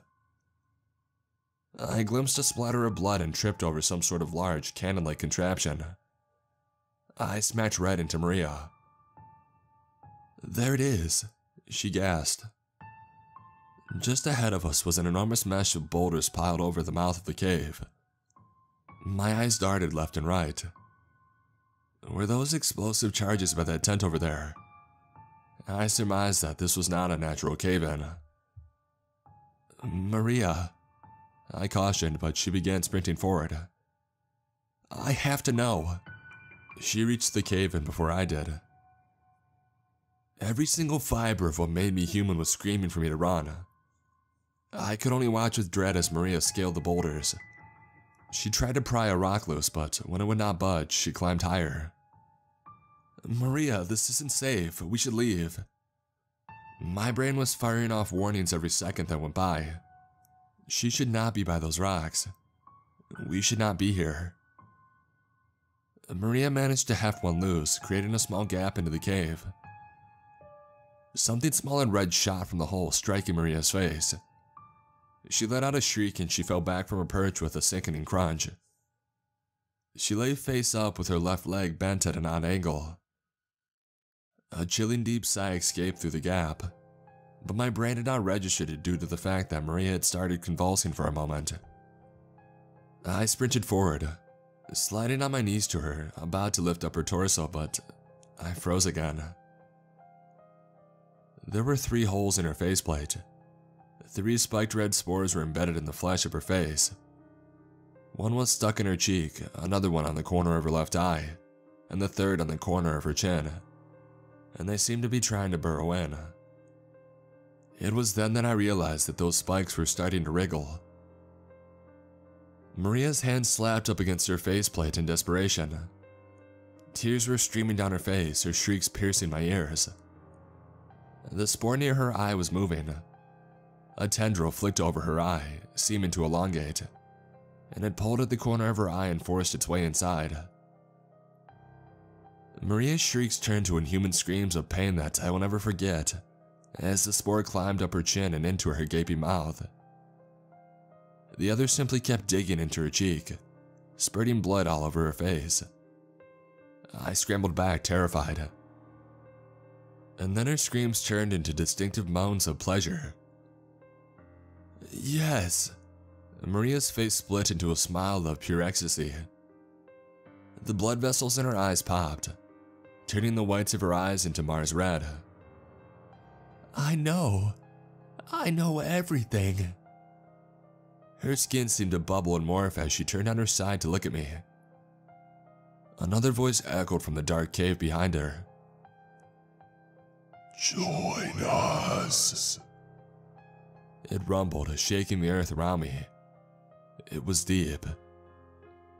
"For I am your God. I am your peace." Maria stood up, towering over me on her broken leg. It snapped back into place as the spores spread through her body. Her eyes were wide. "Alex is inside and he understands. He can see just as I can see." Her face was distorted and fanatical. She choked slightly as her skin stretched. Thin, long tentacles slithered out of her eyes as her skin reddened and she stumbled towards me, with her arms facing up to the heavens. "It's come to save us. I was trapped by that beacon, but we've rescued it, and now it will save us just like it did for us before." She gurgled my name. "Let it inside you." Oh, shit. I scrambled back on my ass, but she was slow and shaky. Sharp, tentacle-like claws had grown from her hands and poked out of her suit. She was a monstrosity. My hand smacked against the device that I had tripped over. My head flashed back to what the Guatemalan had given me. Matches. But this was a flamethrower. I grabbed it and I squeezed the trigger. Intense heat erupted from the end and fire engulfed Maria. No screams from her came. She just fell back and crumbled into ashes, much faster than I thought possible. The ground shook again. I will consume this planet. It promised angrily as I ran for the tent with the charges. I don't know if I believe in a higher power, but that thing inside the cave was not God. Something had to have been on my side when I grabbed the explosives and I managed to hurl it into the gap just as a fine lazily mist of spores began to pour out. Maybe it was just luck, but the explosion that I set off made the cave in a lot worse. I stood there shaking, staring at Maria's burnt body. She had died with a sweet smile on her face, twisted by whatever evolution those spores had induced. She died happy, her body eventually crumbling into ashes. I stood there for a long time, staring at the cave and shaking with a flamethrower in my hand, but no voice came from it again. I cried uncontrollably as I drove back. There was nothing else to do. This was the reason that NASA and the rest of the government had abandoned that excavation site. I do not have all the answers, but these are my theories. That beacon on Mars had activated another on Earth when Appy had touched it. Maybe it was as a warning not to approach it. I never found out what the Sumerian had translated it to, but I could only assume it was some type of warning about an all-knowing tentacled creature that spread through red spores, infecting life as we know it. Maybe there is another one on Mars and it woke up that thing that had slumbered beneath our planet. Perhaps those beacons are there to keep it locked away, but when we excavated the site, we dug too deep and we let it out. Some of the villagers have deduced that smoke or fire can keep it at bay. I figured that was what that plasma field on Mars was for, but how the fuck would I ever find out? Those red specks that I saw in that suit were the one that Maria had put on. Those spores were a lot smaller and she had inhaled them. While the smoke in the village was in my lungs, the spores in that suit had urged her on and fogged her thought process. I know that it sounds ridiculous, but it's the only thing that makes sense. Fire in any form keeps it away. It kills it. Maybe Earth was constantly fighting it with all those volcano eruptions we have been having lately. At least 200 people died when the Volcano de Fuego in Guatemala erupted. The volcano in Hawaii flowed steadily for years into the ocean. I could still hear its words. It said that it was our god, and maybe it was. I seriously doubted that. I'm a heavy smoker now. I hate the color red.